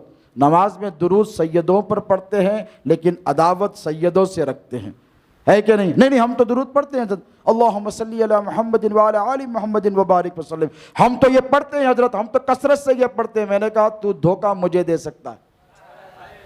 بولو، مجھے تو دھوکہ دے سکتا ہے کہ نہیں؟ ٹھیک ہے، میں نہیں پہچانوں گا. اگر تیرے دل میں ایک سید زادے کے لیے انقباض ہے، بغض ہے، عناد ہے، دشمنی ہے، کدورت ہے، ہو سکتا ہے کہ میں نہ پہچانوں، ہے کہ نہیں؟ آپ نہیں پہچانیں گے، مولانا نہیں پہچانیں گے، حضرت نہیں پہچانیں گے، مفتی صاحب کو پتہ نہیں چلے گا کہ یہ سچ میں درود پڑھ رہا ہے، نبی کی آل سے محبت کرتا ہے کہ نہیں. لیکن یاد رکھو، کوئی پہچانے نہ پہچانے تیرے بغض کو، تیرے عناد کو، تیرے دشمنی کو، جس پر درود پڑھ رہا ہے وہ مصطفیٰ جانتے ہیں کہ درود پڑھنے والے کے دل میں نبی کی آل کی محبت ہے یا عداوت ہے. تو سب کو دھوکہ دے سکتا ہے لیکن نبی کو دھوکہ نہیں دے سکتا. نبی سے کچھ چھپا ہی نہیں، جو سب سے چھپا رہا وہ میرے نبی سے نہ چھپا. تو کیا تیرے دل کا حال و احوال چھپ جائے گا؟ نہیں چھپے گا. یاد رکھنا کہ میرے نبی پاک علیہ الصلاۃ والسلام کی یہ بزم میں، یہ محفل جو لوگ سجاتے ہیں وہ بڑے خوش نصیب ہیں. ان مجلسوں کو آپ ادنا نہ سمجھیں، یہ راتوں کے جاگنے کو آپ بیکار نہ سمجھیں. آئے حضرت علماء آئے، مشائخ آئے، خطاب کرے چلے گئے، ایک ایک پل کا حساب وہاں سے لینا ہے. زندگی میں جو بھی عمل کریں گے نا اس کا حساب دینا ہے، یاد رکھیں. چبوترے پہ بیٹھے تھے، حساب بولو دینا ہے. ہوٹل میں بیٹھے تھے، حساب. شادی میں 2 گھنٹے 5 منٹ کے لیے گئے، 4 گھنٹے بیٹھے، ٹھیٹھی ٹھاٹا کرے، حساب. لیکن نبی کی میلاد کی مجلس میں جو بیٹھے ہیں نا، اس کا حساب دینا نہیں، حساب لینا ہے. مولا تیرے محبوب کی محفل میں بیٹھے تھے، مسجد معراج بورا بنڈے میں بیٹھے تھے، وہ ایک رات کا صدقہ عطا فرما دے. اس رات کا صدقہ ملے گا، یاد رکھنا. میرے نبی پاک علیہ الصلاۃ والسلام کی جشن ولادت کا پر خوشیاں منانے والوں، تمہیں مبارک ہو. یہ زندگی کا کوئی بھروسہ نہیں ہے دوستو، یاد رکھنا. لیکن مولا کائنات شیر خدا خود ارشاد فرماتے ہیں، من عظم مولد النبی صلی اللہ علیہ وسلم وکان لقراءته سببا لا یخرج من الدنیا الا بالتوبۃ والایمان. حدیث مولا کے ارشاد. بھئی مولا کو مانتے ہیں نا سب؟ بولو مولا کو مولا ہی مانتے ہیں نا. کون؟ علی باب العلم، مولا علی، ہے کہ نہیں؟ شیر خدا مولا علی، اسد اللہ مولا علی، نبی پاک علیہ الصلاۃ والسلام کے بھائی، سیدہ کائنات کے شوہر امام حسن امام حسین، نوجوانان جنت کے سردار کے بابا مولا علی، ہے کہ نہیں؟ ولایت کا منبع، مرکز، مبدا کون؟ غوث اعظم کے دادا کون؟ غریب نواز کے دادا کون؟ بندہ نواز کے دادا کون؟ بولیے. نظام الدین محبوب الہی کے جد اعلیٰ کون؟ جتنے طریقت کے سلسلے ہیں ان سب کا مبدا، مرکز، انتہا کون؟ کس کے صدقے میں اللہ رب تبارک و تعالی ہم پر، آپ پر، سب پر فضل فرما رہا ہے؟ مولا علی مشکل کشا کی ذات ہے.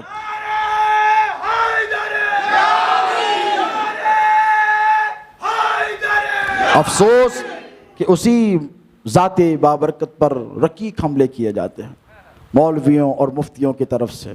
بھئی کسی کا علم مولا کے علم کے مقابل ہو سکتا ہے؟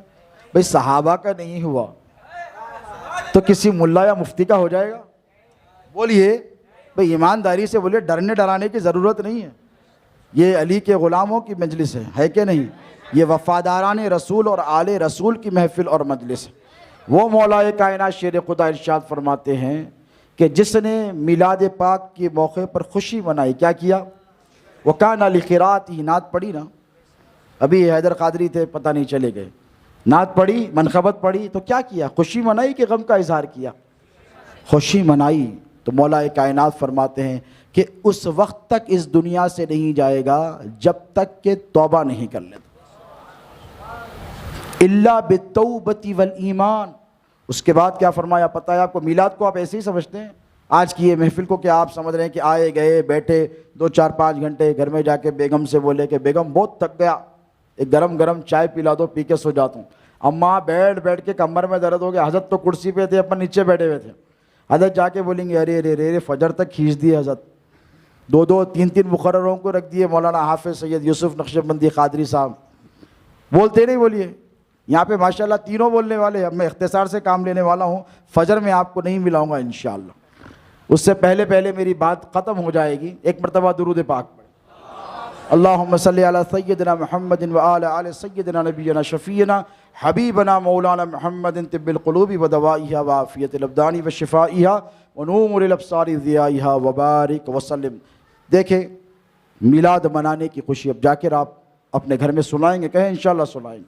آپ نے سنا ہوگا اکثر نے، لیکن میں جو آپ کو پیغام دینا چاہتا ہوں وہ یہ کہ مولا کائنات فرماتے ہیں کہ جس نے میلاد کی خوشی منائی، منا رہے مسجد معراج میں بیٹھ کر، اور اس میں کچھ پڑھا نا اور سنا نا، آپ نے سنا تو مولا کائنات آپ کو بشارت دے رہے ہیں اور وعدہ فرما رہے ہیں کہ اس وقت تک نہیں مرے گا جب تک کہ توبہ نہیں کرتا، اور جس نے توبہ کیا اس کا خاتمہ ایمان پر، اور جس کا خاتمہ ایمان پر انہیں جنت میں، دوزخ میں، بولو جنت میں۔ پھر اس کے بعد ارشاد فرمایا الا بالتوبۃ والایمان ویدخل الجنت بغیر حساب۔ یہ میں نہیں کہہ رہا ہوں، حافظ صاحب نہیں فرما رہے ہیں، آپ کے نائب امام مسجد کے، میں کوئی ملا یا مفتی نہیں کہہ رہا، یہ باب العلم مولا کائنات فرما رہے ہیں۔ جنت میں جب جائے گا تو حساب کتاب بھی نہیں ہوگا۔ یہ بڑے ڈراتے ہیں نا ہم کو حساب اور کتاب سے، ہم کہتے ہیں کہ آؤ ایک رات کا میلاد منا لو، میرے نبی کی میلاد پر خوشی منا لو، حساب کتاب کے چکر سے بھی بچ جاؤ گے۔ اسی لیے کہ اللہ جب چاہتا ہے فَيَغْفِرُ لِمَن يَشَاءُ وَيُعَذِّبُ مَن يَشَاءُ، اللہ چاہے تو جسے چاہے معاف کر دے اور جسے چاہے عذاب میں مبتلا کر دے۔ مولانا ٹھہر کے بولتے اگر اللہ کسی کو کہا کہ میں نے معاف کر دیا جا بغیر کسی حساب و کتاب کے، تو کیا مولانا مفتی صاحب ٹھہر کے بولیں گے حضرت اللہ صاحب یہ کیا کیا، یہ تو گناہگار ہے، کسی کی مجال ہے بولیے؟ نہیں۔ تو ٹھیک اسی طرح جو ماہ میلاد پر میرے نبی کی میلادت پر خوشی مناتا ہے، اس کے لیے بڑی بشارت خوشخبریاں ہیں کہ بغیر توبہ کے نہیں مرے گا، ایمان پر خاتمہ ہوگا، اور جنت میں بغیر کسی حساب اور کتاب کے اللہ کے فضل و کرم سے داخل کر دیا جائے گا۔ یہ بشارتیں ہیں۔ یقیناً حالات بڑے نازک ہیں، آپ نے دیکھا کہ پہلے سال کی طرح رونقیں اور دھوم نہیں ہیں، اسی لیے کہ ہر دور کے کچھ نہ کچھ تقاضے ہوتے ہیں۔ میں یہ نہیں کہتا کہ آپ سڑکوں کو سجائیں، بلکہ آپ کے پاس اگر میلاد پاک مصطفیٰ کا کچھ بجٹ ہے تو اس بجٹ کو نکالیں اور نکال کر غربا میں خرچ کریں، یتامہ کی دستگیری کریں، بیواؤں کی دستگیری کریں، جو پریشان حال لوگ ہیں ان کی پریشانیوں کو دور کریں۔ یاد رکھیں کہ حدیث پاک کے الفاظ ہیں، اللہ رب تبارک و تعالیٰ ارشاد فرماتا ہے، حدیث قدسی ہے کہ جب بندہ کسی بندے کی مدد میں لگ جاتا ہے، یعنی آپ پریشان حال کوئی آپ کا بھائی ہے، ہم نے دیکھا اکثر کہ ہم نے خود بچپن میں کیا ہے کہ کوئی رکشے والے ضعیف حضرت جا رہے ہیں تو ہم پیچھے سے رکشہ ڈھکل دیتے تھے۔ نوجوانوں کو ہم نے دیکھا کہ بڑے میاں پہ بڑا ترس آ گیا، کوئی رکشہ چلاتے جا رہے ہیں تو موٹر سائیکل پر ایسا پیر لگا دیتے، دیکھا ہوگا حضرت میں آپ کو وہاں تک چھوڑ دیتا ہوں۔ یہ عمل آپ کا کیا فائدہ دے گا آپ کو پتہ ہے؟ یہ عمل یہ فائدہ دے گا کہ اللہ رب تبارک و تعالیٰ فرماتا ہے کہ جب تک کوئی بندہ کسی بندہ مومن کی مدد میں لگا رہتا ہے تو اللہ بھی اس کی مدد میں لگ جاتا ہے۔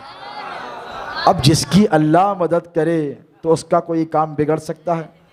بولیے نہیں بگڑ سکتا۔ تو اسی لیے لوگوں کی مدد کریں۔ صدقات بہت اہم چیز ہے، ضروری نہیں ہے کہ آپ 100 روپے ہی صدقہ کریں۔ بہترین صدقہ کیا ہے پتہ ہے آپ کو؟ آج کل 1 آدھ روپیہ یہ تو فقیر لے رہا، ابھی 2-4 دے کے جاتا، دیتا نہیں، ارے جا رہے رکھ لے، 2-4 سننا پڑتا، ارے یارو پیسے بھی دیا۔ بہترین صدقہ آپ کو کیا ہے پتہ ہے؟ میرے نبی فرماتے بہترین صدقہ 1 وقت کا کھانا۔ 20 روپے میں تو آ جاتی ہے نا اڈلی، ناشتے کے وقت تو آسانی سے کر دے سکتے، دوپہر میں بریانی بلاتا ہوں ذرا مہنگی پڑ جاتی ہے۔ ایک وقت کا کھانا جب کبھی آپ صدقہ کریں تو اس حدیث مبارکہ کو اپنے ذہن میں رکھیں۔ بہترین صدقہ فرمایا میرے نبی نے، کیا فرمایا؟ بہترین صدقہ کیا ہے؟ ایک وقت کا کھانا کسی کو کھلا دو۔ اور جس کے ہم غلام ہیں وہ آقا پیران پیر غوث اعظم دستگیر ارشاد فرماتے ہیں کہ کعبۃ اللہ پر غلاف چڑھانے سے افضل کسی غریب کو بھوکے کو ایک وقت کا کھانا کھلانا۔ یہ غوث پاک پیران پیر روشن ضمیر کا ارشاد ہے۔ اور صدقہ نیتوں پر دار و مدار پر ہوتا ہے، یاد انما الاعمال بالنیات اسلام کا بنیادی عقیدہ ہے، یاد رکھنا۔ اور صدقے کے بڑے فائدے ہیں، اور یہ بات نہیں ہے کہ صدقہ صرف پیسے ہی سے ہوتا ہے۔ یہاں لوگ پریشان ہیں، اپنے پاس ہے اس نے کیا دیں گے، بولتے نہ ہو، نہائیں گا کیا، نچوڑے گا کیا۔ بڑا مشہور محاورہ ہے، کیونکہ مسجد میں ہوں آپ کو کھل کر بول نہیں سکتا، لیکن یاد رکھیں یہ کس نے کہہ دیا آپ سے کہ صدقہ صرف پیسے سے دیا جاتا ہے؟ راستے سے پتھر ہٹا دینا یہ بھی صدقہ ہے، کسی سے مسکرا کر ملنا یہ بھی صدقہ ہے، بھٹکے ہوئے راستے کو راستہ صحیح دکھا دینا یہ بھی صدقہ ہے۔ ہمارے بچوں کا مسئلہ یہ چبوترے پہ بیٹھے ہوئے رہتے ہیں، آ کے بولا راستہ بھائی ادھر کا ہے، ابھی میں آ رہا تھا پنکھا، ہمارے ڈرائیور صاحب گاڑی لے کر آ رہے تھے، میں راستے میں ایک مضمون پڑھتا ہوا آ رہا تھا فون میں، تو وہاں چبوترے پر آگے پتہ نہیں یہاں سے 2 کلومیٹر دور چند بچے شریر بیٹھے تھے، 24 نمبر تھے شاید، تو ٹوپی ووپی دے کے ہری ہری شال وال دے کے پنکھا کی جگہ تو ادھر ہے، آگے جا کے لیفٹ لیجیے، آگے جا کے رائٹ لینا تھا، تو 1 کلومیٹر آگے گئے، اس کے بعد پلٹ کے آئے، پلٹ کر آئے، وہاں سے آ کے پوچھے ارے آپ ادھر کہیں کو آگے بھائی، آپ کو ادھر سے جا کے وہ ڈبے سے لیفٹ لینا تھا، تو آپ پنکھے کی طرف ڈیڈ اینڈ آتا وہاں سے لیفٹ لیے، تو میں نے سوچا کہ بھئی انہوں نے دھوکہ کیوں دیا؟ دھوکہ اس لیے دیا کہ اس کو پتہ نہیں کہ راستہ بتانے پر اجر و ثواب کیا ہے۔ اگر وہ جان جاتا تو غلط، مذاق میں بھی جھوٹ نہیں بولتا۔ اسی لیے کہ کسی بھٹکے ہوئے شخص کو راستہ بتا دینا یہ بھی صدقہ ہے۔ اور صدقے کے فائدے کیا ہے معلوم آپ کو؟ ہمارے پاس بڑا مسئلہ ہے، گھر سے نکلتے اگر باوا نہیں موٹر سائیکل دکھا دیے تو آسمان پہ دماغ، نہ ادھر دیکھتے نہ ادھر دیکھتے، اگر کوئی دیکھا تو ابا میرے کو دیکھ رہا، کوئی آپ کی گاڑی دیکھ رہا، کوئی آپ کے اچھے کپڑے پہنا، ابا گھر گھر کے دیکھ رہا، کیا چاہ رہا، روک لیتے گاڑی۔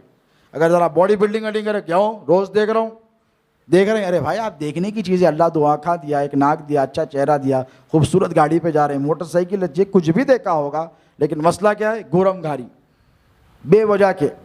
یہ پورے حیدرآباد، پرانا شہر نہیں بلکہ پورا حیدرآباد، تھوڑی گاڑی ایسی ہوتے گورم گھاری۔ اس کا نقصان کیا ہے آپ کو پتہ ہے؟ حضور کا ارشاد مبارک ہے کہ جب تم کسی مسلمان کو دیکھ کر مسکراؤ، یعنی میں آپ کو دیکھ کر مسکراؤں اور آپ مجھے دیکھ کر مسکرائے، تو اللہ رب تبارک و تعالیٰ ان دونوں کے لیے فرشتوں کو حکم دیتا ہے کہ صدقے کا ثواب لکھ دیا جائے۔ پیسہ دیا صدقہ نہیں، مسکرایا، صرف دیکھ کر مسکرایا۔ میرے نبی پاک علیہ الصلوۃ والسلام جب کسی صحابی پہ نظر ڈالتے تو مسکراتے، اور صحابہ کہتے تھے ہم کو تمنا رہ گئی، خواہش رہ گئی کہ ہم حضور کو سلام کر دیں، حضور پہلے سبقت لے جاتے۔ یعنی میرے نبی نے کسی کو کبھی سرکار صدیق اکبر آئے، نبی نے السلام علیکم ورحمۃ اللہ کہہ دیا، حضرت عمر آئے، حضور نے پہلے سلام کر دیا، بلال حبشی آئے، حضور نے پہلے سلام کر دیا، سلمان فارسی آئے، حضور نے پہلے سلام کر دیا، حضرت ابو ہریرہ آئے، حضور نے، یعنی حضور نے کبھی کسی صحابی کو موقع نہیں دیا۔ ہم آج گناہگار 1400 سال کے بعد الصلاۃ والسلام علیک یا رسول اللہ کے نعرے لگاتے ہیں، صحابہ کہتے تھے ہمیں تمنا رہ گئی کہ ہم حضور پہ سلام بھیجیں، حضور ہم کو ہمارے سلام کرنے سے پہلے حضور ہم پر سلامتی بھیج دیا کرتے۔ یہ میرے نبی کی سنت ہے۔ ہمارے پاس کیا مسئلہ ہے؟ ذرا عمر میں 19-20، انہوں 5 سپٹمبر کے، انہوں 5 نومبر کے، میں کہیں کو سلام کروں؟ 2 دن کا بڑا ہوں، سنتوں سے واقف نہیں، حضور کی سیرت طیبہ سے بالکل نابلد اور ناواقف ہیں۔ میرے نبی سے بڑھ کر کائنات میں کوئی ہے؟ میرے نبی سے بڑا تو کوئی نہیں ہے نا۔ بعد از خدا بزرگ توئی، قصہ مختصر۔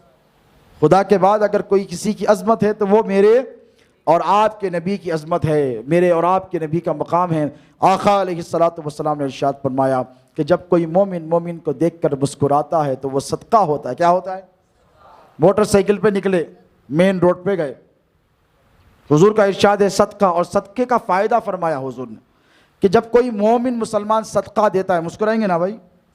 آپ بہت گر رہے ہیں اس لیے بول رہا ہوں، ہنسیں گے انشاءاللہ۔ کسی مسلمان کو دیکھیں گے مسکرائیں گے، دیکھیں آپ نے مجھے دیکھ کر مسکرایا، میں نے آپ کو دیکھ، کتنے صدقوں کا ثواب آپ کو۔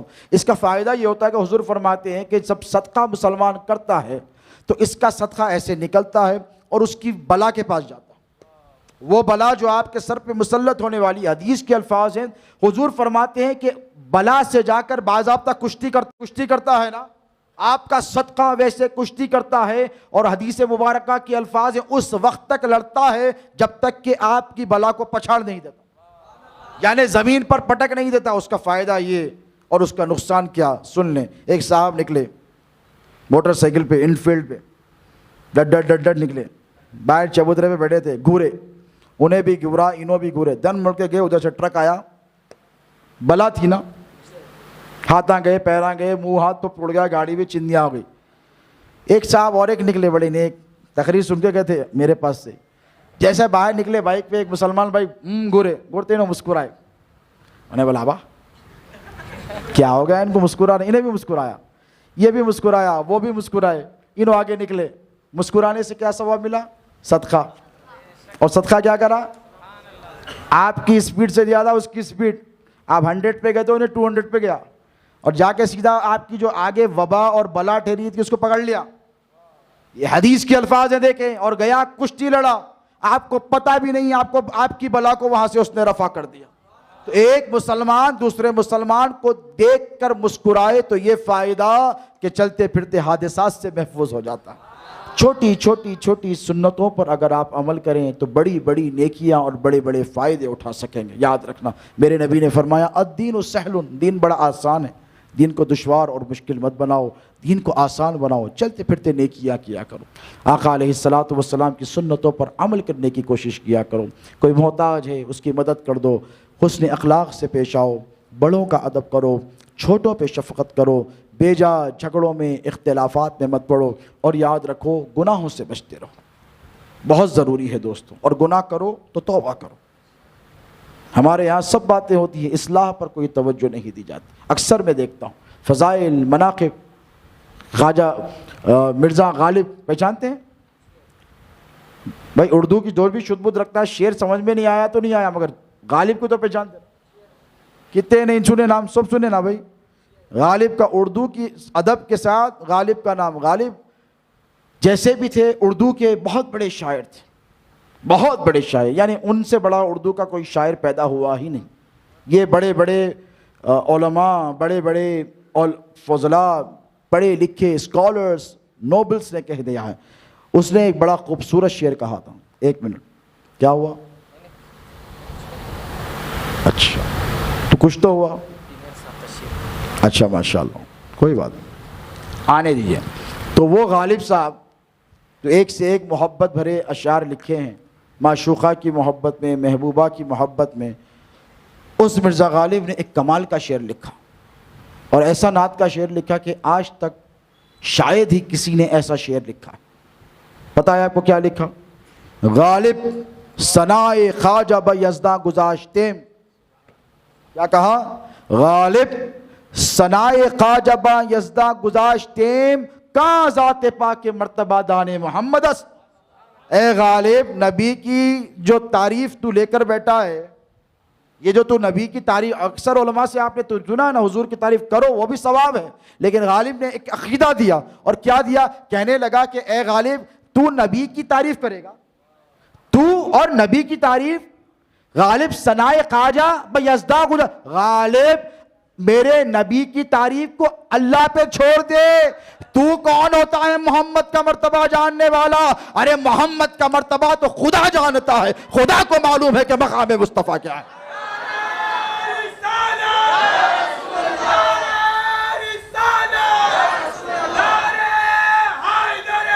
غالب ثنائے خواجہ بیزداں گذاشتیم، کہاں ذات پاک کے مرتبہ دان محمد است۔ اس کا مطلب یہ نہیں ہے کہ ہم نعت بیان نہیں کریں گے، یہ بھی ثواب ہے، لیکن یہ ایک عقیدہ ہے۔ جہاں تک اصلاح احوال اور اعمال کی ضرورت ہے وہ بہت ضروری ہے۔ بھئی آپ مجھے بتائیے، آج کے اس دور میں موبائل فون کا دور ہے، ٹیکنالوجی کا دور ہے، گناہ کتنا ایکسیسیبل ہو گیا، ہوا کہ نہیں؟ پہلے زمانے میں گناہ کرنے کے لیے شہر سے دور جانا پڑتا تھا، دور دراز کے علاقوں میں جا کے چھپ چھپا کے گناہ کر کے آتے تھے، ابا کو پتہ نہیں چلنا، امی کو نہیں چلنا، چچا کو نہیں، ماموں کو نہیں، دوستوں کو نہیں. کیوں؟ سوسائٹی میں عزت گر جاتی. اگر کسی کو معلوم ہو گیا کہ فلاں شخص فلاں علاقے میں جا کے فلاں گناہ کر کے آیا تو بولیے معاشرے میں عزت رہتی؟ بولیے. تو محلے میں خرابی اور گناہ نہیں کرتے تھے، دور جاتے تھے، دور جا کر گناہ کر کے آتے تھے. بڑا افسوس ہے ایسے لوگوں پر، یاد رکھیں، بڑا افسوس ہے. لیکن آج کے دور میں کیا مسئلہ ہے؟ آج کے دور میں مسئلہ یہ ہے کہ موبائل فون اس قدر عام ہو گیا ہے، اور اس پر جو فحش نظارے ہیں، اس پر جو بدچلنیاں ہیں، بد کرداریاں ہیں، یہ ڈھکی چھپی نہیں ہیں. آپ آئے دن سوشل میڈیا پر دیکھتے ہیں نوجوان، تو نوجوانوں دیکھو، شیطان ان الشیطان للانسان عدو مبین آیا ہے. شیطان تمہارا کھلا ہوا دشمن ہے. کون سا دشمن ہے؟ کھلا ہوا دشمن ہے. اور کھلے ہوئے دشمن سے بچنے کے لیے ہتھیار یا پھر مستعد یا چوکنے رہنا پڑتا ہے. ایک ایسا دشمن ہے جو بند کرا ہوا ہے، ایک وہ ہے جو کھلا ہوا ہے. آپ کسی کے گھر پہ گئے اور وہاں پہ زبردست ڈوبرمین یا شیپرڈ، جرمن شیپرڈ، یہ بڑی سے ایسا کتا ہے، بہو بہو چیخا جاتے، کتنے بھی پہلوان رو ہوا گول ہو جاتی. تو انہیں بولتا ارے آ جاؤ یارو. ارے کیسا ہوں بھائی اتنا بڑا؟ نہیں بندھا ہوا ہے، آ جاؤ. کیا بولتا؟ بندھا ہوا ہے، آ جاؤ، کوئی نقصان. آپ چلے جاتے، بڑے زام سے چلے جاتے. اگر پتا چلا رسی کھلی ہے، حالت بری ہو جاتی ہے آپ کی، لیکن بڑے زام سے جا رہے ہیں. ارے بھائی دوست بول دیا بند ہے، انہیں میرا نقصان بولو نہیں کر سکتا، یہ میرے سے کوئی دشمنی نہیں کر سکتا. کیوں؟ آپ کو پتا ہے دوست نے کہہ دیا بندھا ہوا ہے. یہاں اللہ فرما رہا ہے ان الشیطان للانسان عدو مبین، بے شک شیطان انسان کا کھلا دشمن ہے. اللہ کہہ رہا ہے یہ کھلا ہے، پھر بھی آپ اس کے دام فریب میں پھنستے چلے جا رہے ہیں، گناہ پر گناہ کرتے چلے. گناہ کریں، یہ انسان کی بشری تقاضے ہیں. میں نہیں کہتا کہ گناہ کریں، ہوتے ہیں. میرے نبی پاک علیہ الصلوۃ والسلام کا ارشاد برحق ہے، حدیث پاک میں حضور فرماتے کہ تمام آدم کی اولاد گناہگار ہے. کیا فرمایا؟ تمام آدم علیہ السلام کی پوری اولاد گناہگار ہے، لیکن نبی پاک علیہ السلام نے فرمایا بہترین گناہگار وہ ہے جو توبہ کر لے. دیکھو میرے نبی کی رحمت پہ قربان جاؤ، گناہگار کو بھی بہترین کر دیا. یہ میرے نبی کی نسبت کوئی ہے جو کہے کہ گناہگار بہترین؟ آپ کہیں گے وہ شرابی بہترین ہے، آپ کہیں گے وہ زانی ہے تو بہترین ہے. کوئی ڈاکہ ڈال کر آئے تو آپ تھوڑی کہیں گے کہ وہ بہترین ہے. کوئی چوری کر کر آئے تو آپ تھوڑی کہیں گے بہترین ہے. آپ دیکھ رہے ہیں کہ وہ چوری کر کر آیا ہے، آپ کہیں گے یہ گناہگار ہے. ڈاکہ ڈال کر آیا ہے، گناہگار ہے. آپ دیکھ رہے ہیں کہ حالت نشے میں آ رہا ہے، آپ کہیں گے گناہگار ہے. لیکن میرے مصطفیٰ کی محبت پہ قربان جائیے، اگر کوئی گناہ کر کر بھی آ رہا ہے اور توبہ کر رہا ہے تو حضور فرما رہے کہ بہترین گناہگار ہے جو توبہ کر لے اللہ کی بارگاہ. مسلمانوں بہترین بننے کی کوشش کرو، کیونکہ تم بہترین ہو. کنتم خیر امۃ اخرجت للناس، اللہ فرماتا ہے قرآن مجید میں تم بہترین امت ہو. کیا ہو؟ اپنے اعمال کو دیکھو، اپنے کردار کو دیکھو، اپنی حیثیت کو دیکھو، اپنی اوقات کو دیکھو، بنی اسرائیل پر ہونے والی رحمتوں کو دیکھو، نعمتوں کو دیکھو. اس کے باوجود اللہ فرما رہا ہے کہ تم بہترین ہو، آپ بہترین ہیں، آپ بہترین ہیں. کیا نام ہے آپ کا؟ محمد شعیب بھائی. کیا کرتے ہیں؟ الیکٹریشین ہے میرے بھائی، عقل حلال کماتے ہیں. اور یاد رکھیں حضور کا ارشاد ہے بہترین کمائی وہ جو ہاتھ کے ذریعے کی جائے، یعنی جو محنت کے ذریعے. ایک تو بہترین مسلمان ہیں، دوسرے بہترین کمائی والے. اگر کوئی آٹو چلاتا ہے تو یہ نہ سمجھیں کہ میری کمائی پاک نہیں. خدا کی قسم ایئر کنڈیشن بنگلوں میں، مالز میں، آفیسز میں بیٹھ کروانے والے، کمانے والے کی کمائی سے زیادہ بہترین آپ کی کمائی ہے. میں ذمہ داری سے کہہ رہا ہوں، حضور کا ارشاد ہے بہترین کمائی. کارپینٹر ہے بہترین کمائی، پلمبر ہے اس کی بہترین کمائی ہے، اگر کوئی الیکٹریشین ہے اس کی بہترین کمائی ہے، اگر کوئی ٹھیلا ڈھکل کر اگر روز ہی معاش حاصل کر رہا ہے اس کی کمائی بہترین ہے. ڈاکٹر صاحب کی نہیں، اندر بیٹھے یوں لکھا دے دیا، میڈیکل ہال پہ بیٹھے ایسے لیا دے دیا. وہ جو ہاتھ کے ذریعے محنت کرتا ہے اس کی کمائی بہترین ہے. تو میرے نبی نے کیا فرمایا؟ بہترین گناہگار وہ جو توبہ کر لے. آؤ توبہ کرو، اللہ کی بارگاہ میں رجوع کرو. اس لیے کہ آپ کو پتہ ہے کہ توبہ کی مہلت کا ملنا بھی اللہ کا انعام ہے. پچھلی امتوں کو پتہ ہے کیا ہوتا تھا؟ سنتے یا نیند آ رہی؟ ہاں سنیے، چند باتیں کہوں گا عقیدہ کی. حضرت کو بہت نیند آ رہی، اللہ سلامت ہے کہ صحت عافیت سے. دیکھیے پچھلی امتوں کو نقصان کیا ہوتا تھا پتہ ہے آپ کو؟ اچھے خاصے رہتے تھے، بخار بھی نہیں آتا تھا، کھانسی بھی نہیں ہوتی تھی، نزلہ بھی نہیں ہوتا تھا، کورونا ورونا تو بھول جاؤ، کوئی ایسی چیز تھی ہی نہیں، اچھے خاصے صحت مند توانا، نہ کھانسی ہوتی تھی، نہ بخار آتا تھا، نہ جونڈس ہوتا تھا، نہ ٹائیفائڈ ہوتا تھا، نہ کینسر ہوتا تھا، کوئی مرض ان کو نہیں ہوتا تھا، اچھے خاصے رہتے تھے۔ 800 سال کے حشاش بشاش توانا بیٹے، ایک دم موت آتی تھی، ختم، ایک دم، یعنی ان کو پتہ ہی نہیں ہے، ختم، گر گئے، فنش۔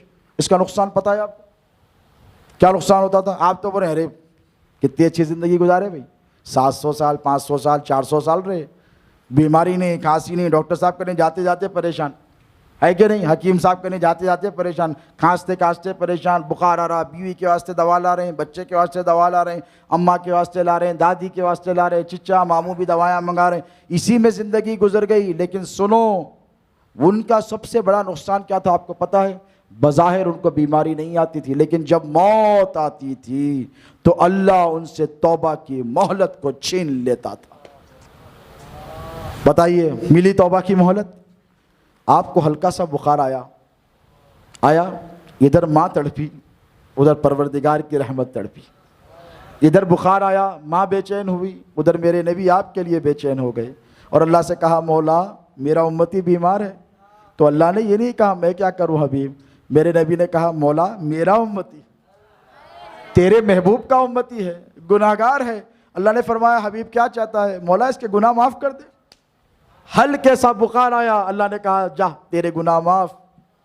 بات اتنی نہیں دوستو، آپ نکلے سڑک پر، یہاں سے نکلے، آپ چلے، آپ کے راستے میں ایک پتھر آیا، آپ کو ٹھوکر لگی، ماں کو خبر نہیں ہوئی گھر جانے کے بعد ہوئی، باپ کو خبر گھر جانے کے بعد، بیوی کو خبر گھر جانے کے بعد، یہاں نبی کے کسی غلام کو امتی کو ٹھوکر لگی، ادھر میرے نبی کی رحمت تڑپ گئی۔ اللہ سے کہا مولا ٹھوکر لگی، اللہ نے کہا کیا چاہتا ہے ابھی؟ مولا گناہ معاف۔ حضور فرماتے ہیں کہ راستے میں تم چلو، اگر تمہارے پیر میں کانٹا چبھ رہا ہے، تم کو غلطی ہے تمہاری یا پھینکنے والے کی، اس لیے تو کہا میرے نبی نے راستے سے پتھر ہٹا دو، یہ صدقے کا ثواب ہے، آپ نے نہیں دیکھا، غلطی میری ہے آپ کی ہے۔ سڑک پر اگر کوئی کانٹا رکھا ہوا ہے، کوئی کیلا پڑا ہوا ہے یا پتھر پڑا ہوا ہے، آپ اس سے جا کر ٹکرا گئے، سامنے والے بیٹھنے سے جا کے بولے، تھوڑی بولیں گے بھائی کہیں کو ڈالے؟ انہیں بولا میں تھوڑی ڈالا بھائی، میں تو نہیں ڈالا، غلطی آپ کی، اندھے ہیں آپ، بولیے آپ اندھے ہیں۔ اماں کیا بولیں گے؟ 2 اور لگاتے، بابا مار لگا کے آیا، تو ہمارے پاس طریقہ ہے، بچے کو بعد میں سینے سے لگاتے، اماں لپٹا لیتے، بابا اور مارتے، بیوقوف مار لگا کے آ گیا، دیکھا نہیں، دیکھ کے چلنا نہیں ہوتا، نہیں بیٹا بولو، اندھا ہے دیکھ کے نہیں چلتا، ارے اماں اماں بولتے پہلے مار لگا گی اس کو، آپ اوپر سے مارے، اندھا ہے، جب آتا مارا لگا لے کے آتا۔ بتائیے یہ طریقہ ہے، لیکن دیکھیں جب یہ تڑپا تو ادھر میرے نبی کی رحمت تڑپی، اور آقا علیہ الصلوۃ والسلام نے ادھر دعا کی، مولا ٹھوکر لگی ہے، گناہگار امتی میرا، تو اللہ نے فرمایا حبیب تیرا گناہگار امتی ہے، ٹھیک ہے گناہ معاف۔ کانٹا چبھا، غلطی کس کی؟ بولو میری ہے آپ کی ہے؟ آپ دیکھ کے نہیں چلے نا بھائی، کانٹا چبھا، آپ کی غلطی کی وجہ سے چبھا، آپ کی خطا کی وجہ، آپ کی خطا پر عطا ہو رہی۔ اسی لیے تو مولانا احمد رضا خان صاحب نے کہا تھا اللہ کی لاکھوں رحمتیں ہوں کہ کر کے تمہاری خطا مانگے تم ہی سے پناہ، تم کہے دامن میں آ تم پہ کروڑوں درود، خطاؤں پر عطائیں یہ میرے نبی پاک علیہ الصلوۃ والسلام کی نسبتوں کا صدقہ، تصدق اور فیضان ہے۔ کوئی ایسا سخی داتا نہیں کائنات میں جو تمہاری غلطی پر تم کو سرفراز فرمائے۔ بھائی تو بتاؤ، بولو، باپ کرے گا غلطی کر آؤ چماٹ پڑے گی، اسکول جاؤ غلطی کرو چھوڑے گا ٹیچر؟ نہیں چھوڑے گا۔ شوہر غلطی کر آئے بیوی نہیں چھوڑے گی، بیوی غلطی کر آئے شوہر، میرے پروردگار کی رحمتوں پہ قربان جاؤ اور نبی کی نسبتوں پہ قربان جاؤ کہ نبی کی نسبت کا کتنا بڑا فیضان ہے۔ تم خطا کر رہے ہو، اللہ تمہیں معاف فرما رہا، یہ نبی پاک علیہ الصلوۃ والسلام کی نسبتوں کا تصدق اور فیضان ہے۔ یاد رکھیں بہترین گناہگار وہ جو توبہ میں اجلت کر لیں۔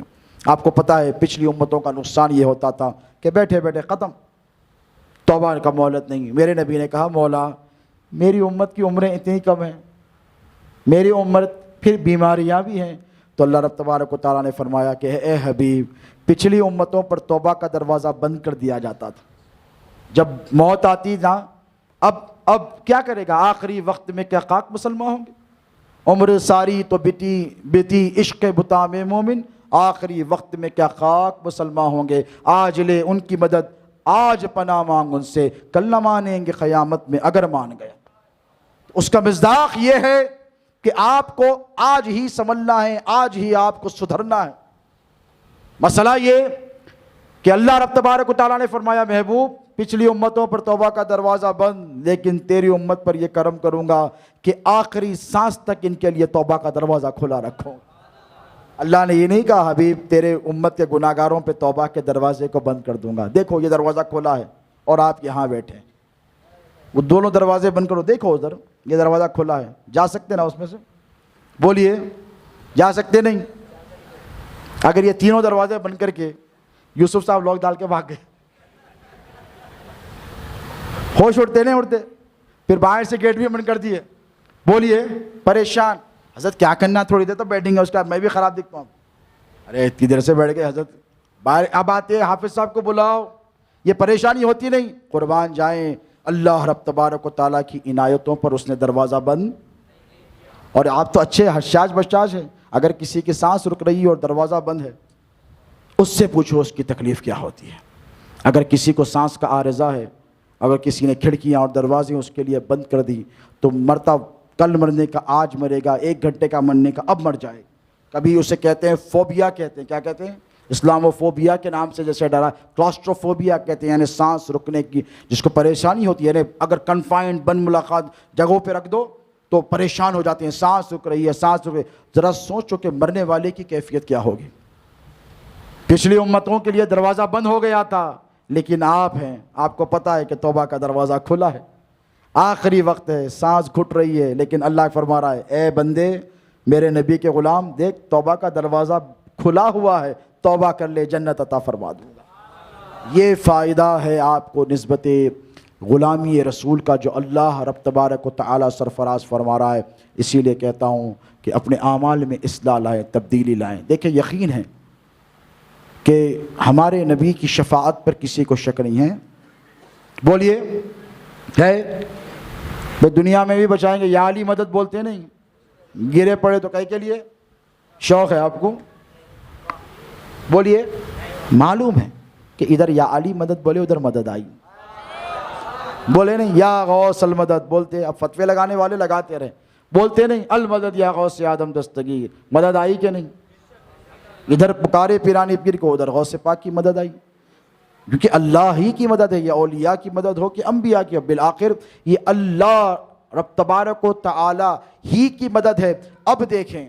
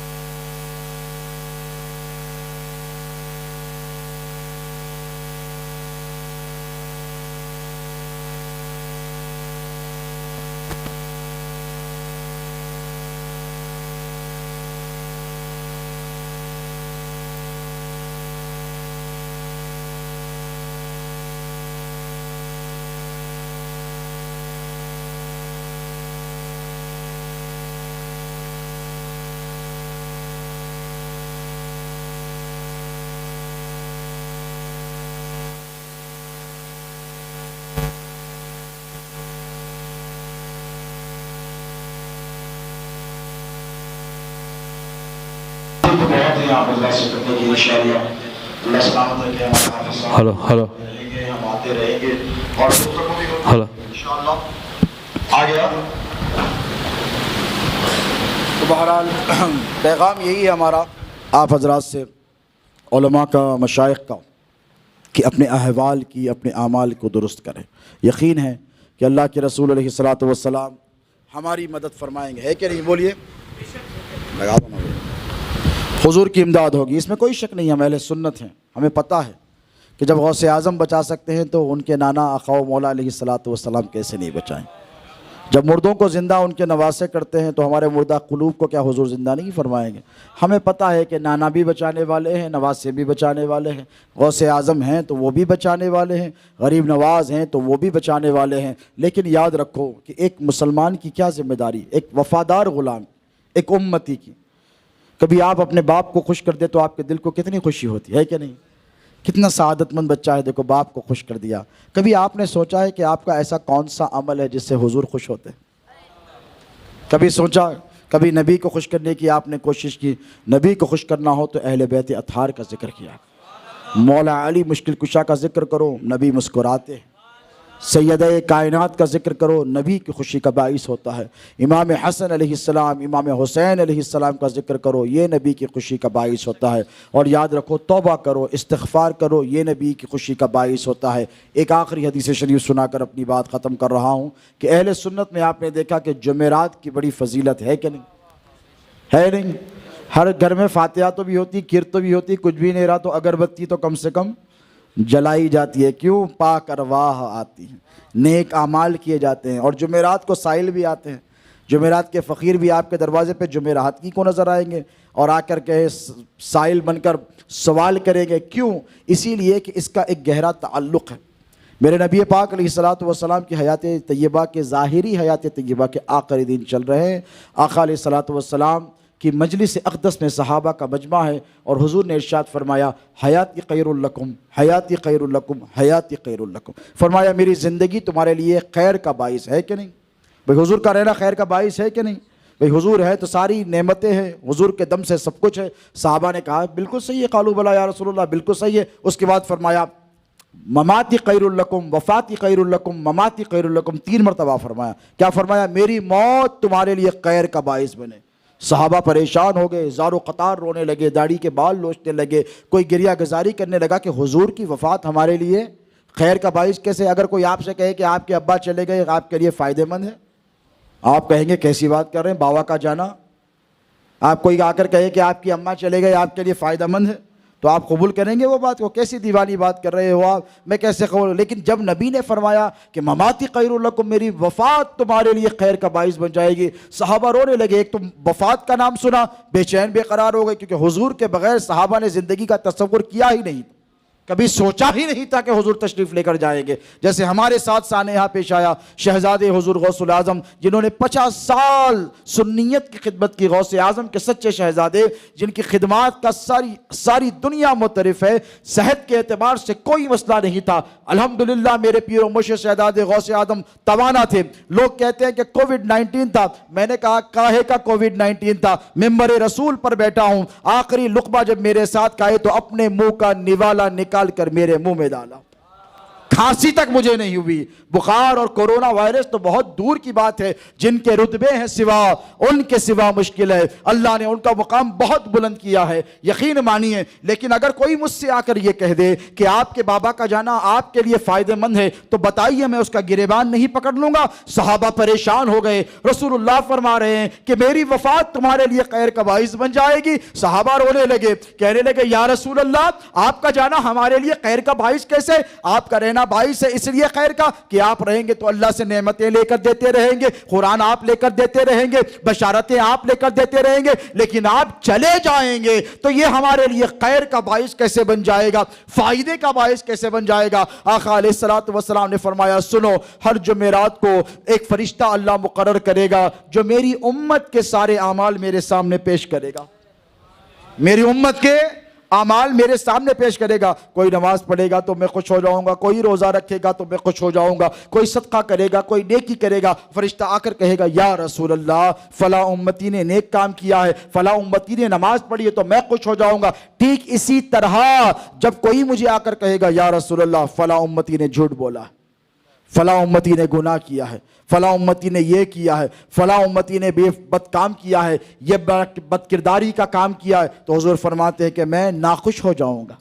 دیکھیں ایک طرف حضور خوش ہو رہے ہیں، ایک طرف حضور بولیے ناخوش ہو رہے ہیں۔ حضور نے فرمایا میں جب چلا جاؤں گا تو یہ معاملے پیش آئیں گے، اور جب کسی امتی کے گناہ کو میرے سامنے پیش کیا جائے گا، کہا جائے گا کہ فلاں امتی نے فلاں محلے میں فلاں ملک میں یہ گناہ کیا ہے، تو میرے حضور فرماتے ہیں کہ میں خاموش نہیں رہوں گا، میں سجدے میں چلا جاؤں گا۔ میرے نبی فرماتے ہیں میں سجدے میں چلا جاؤں گا، اور اس وقت تک سجدے سے سر کو نہیں اٹھاؤں گا جب تک خدا میرے گناہگار امتی کے گناہ کو معاف نہیں فرمائے گا۔ وفاتی خیر لکم، یوں میرے حضور کا جانا بھی ہمارے لیے خیر کا باعث بن گیا۔ دوستو، حضور پاک علیہ الصلوۃ والسلام سے تعلق کو مضبوط کرو، اور تعلق بالرسول مضبوط کرنے کے لیے سب سے بہترین عمل درود پاک ہے۔ درود پاک کی کثرت کریں۔ ہر آدمی چاہتا ہے کہ درود پاک کی کثرت ہو۔ حضور کی مبارک حدیث مبارک ہے، حضور نے فرمایا جو مجھ پر کثرت سے درود پڑے گا وہ اور میں قیامت میں ایسے رہیں۔ دیکھیے آپ، کوئی فاصلہ نظر آ رہا ہے؟ دوسری انگلیاں ملاؤں پھر بھی فاصلے بنتے ہیں، لیکن یہ دو انگلیاں جب ملاتے ہیں اتنے قریب۔ نبی پاک نے فرمایا اتنے قریب۔ کون؟ وہ جو درود پڑے گا۔ اور کیسے پڑے گا؟ ایک مرتبہ نہیں، کثرت سے۔ کثرت سے جو درود پڑے گا۔ اور کثرت کیا ہے آپ کو پتہ ہے؟ محدثین نے فرمایا، عارفین کے اقوال میں ہے، کشف المحجوب میں حوالہ ہے، کثرت سے درود پڑھنا بہت آسان ہے۔ 1000 2000 5000 نہیں۔ اللہ سلامت رکھے، آپ کی انگلیاں چل رہی ہیں، حضور آپ کا درود سن رہے ہیں، لیکن میرے نبی پاک علیہ الصلوۃ والسلام پہ کثرت سے درود پڑھنا چاہتے ہیں؟ اتنا قریب ہونا چاہتے ہیں؟ نہیں؟ بولیے، سب کہیں انشاءاللہ۔ تو عارفین فرماتے ہیں زیادہ نہیں، 313 مرتبہ۔ کتنا؟ 313 مرتبہ نبی پہ روزانہ۔ تو اتنا تو کر سکتے ہونا یار، گھنٹوں ٹھیٹی ٹاٹا مارتے دوستوں کے ساتھ بیٹھ۔ تو آج سے وعدہ کریں کہ اللہ توفیق دے گا تو ہم سب کم از کم 313 مرتبہ روزانہ حضور پہ درود پڑھیں گے۔ اور جب پڑھیں گے تو اتنے قریب، اب جو نبی سے قریب ہو گیا اس کے کیا کہنے؟ بولیے، ایم ایل اے صاحب سے قریب ہو گئے تو زمین پہ پیرانے رہتے۔ غلطی سے ایم پی صاحب اگر ایسا لے کے کہا بھائی اچھے ہے آسمان پہ، اگر وہ KCR انا کے قریب ہو گئے کوئی، پوچھو نہ کو۔ یہ جو عارضی حکومتیں ختم ہو جانے والی، جن کی حکومت آج ہے کل نہیں رہے گی، یاد رکھو وہ جو کائنات کا مختار ہے، آدم کے آنے سے پہلے جس نبی کی حکومت تھی، قیامت تک جس کی حکومت ہے، اور ابد الآباد تک جس کی حکومت ہے، وہ میرا نبی ہے کہ نہیں؟ اب ان کے جب قریب ہو جائیں گے تو کوئی ایسی آپ کا معروضہ ہے جو اللہ رد کرے گا؟ ارے یہ میرے محبوب کے قریب کا آدمی ہے، میں اس کی بات تو کیسے رد کروں؟ یہ میرے حبیب کا قریب رہنے والا ہے، میں اس کی کسی بات کا کیسے رد کروں؟ اس کی کوئی دعا کو کیسے رد کروں؟ تو آج سے مجھ سے وعدہ کریں، کم از کم روزانہ آپ 313 مرتبہ، کتنے؟ 313 مرتبہ درود پاک کا نذرانہ پیش کریں گے۔ آج ہی سے شروع کریں گے، اب گھر جا کر شروع کریں گے، اپنی اولاد کو تلقین کریں گے، اپنی بیوی بچوں کو بتائیں گے، اپنے ماں باپ کو بتائیں گے۔ اللہ رب تبارک و تعالیٰ سے دعا ہے کہ مولا کہنے سننے سے زیادہ ہمیں اس پر عمل کرنے کی توفیق عطا فرما۔ اے باری تعالیٰ، اچھا کہنے سننے میں کوئی غلطی خطا لغزش ہوئی ہو تو اے پروردگار ہماری خطاؤں لغزشوں کوتاہیوں کو معاف فرما۔ مولا یہاں پر جتنے حاضرین ہیں اور جتنے آ کر گئے ہیں، مولا ان سب کی حاضری کو اپنی بارگاہ میں شرف قبولیت عطا فرما۔ اے باری تعالیٰ جو بیمار ہیں انہیں شفا عطا فرما۔ ایک دعا کا معروضہ ہے، ہمارے محسن قادری کے بھائی محمد متین صاحب بیمار ہیں، اللہ انہیں شفا کاملہ عاجلہ کلیہ عطا فرمائے، اور جتنے ہم میں بیمار ہیں مولا تیرے نبی کی میلاد کے صدقے ان سب کو صحت عطا فرما، سب کی عمر دراز فرما۔ مولا ہمارے ظاہر پوشیدہ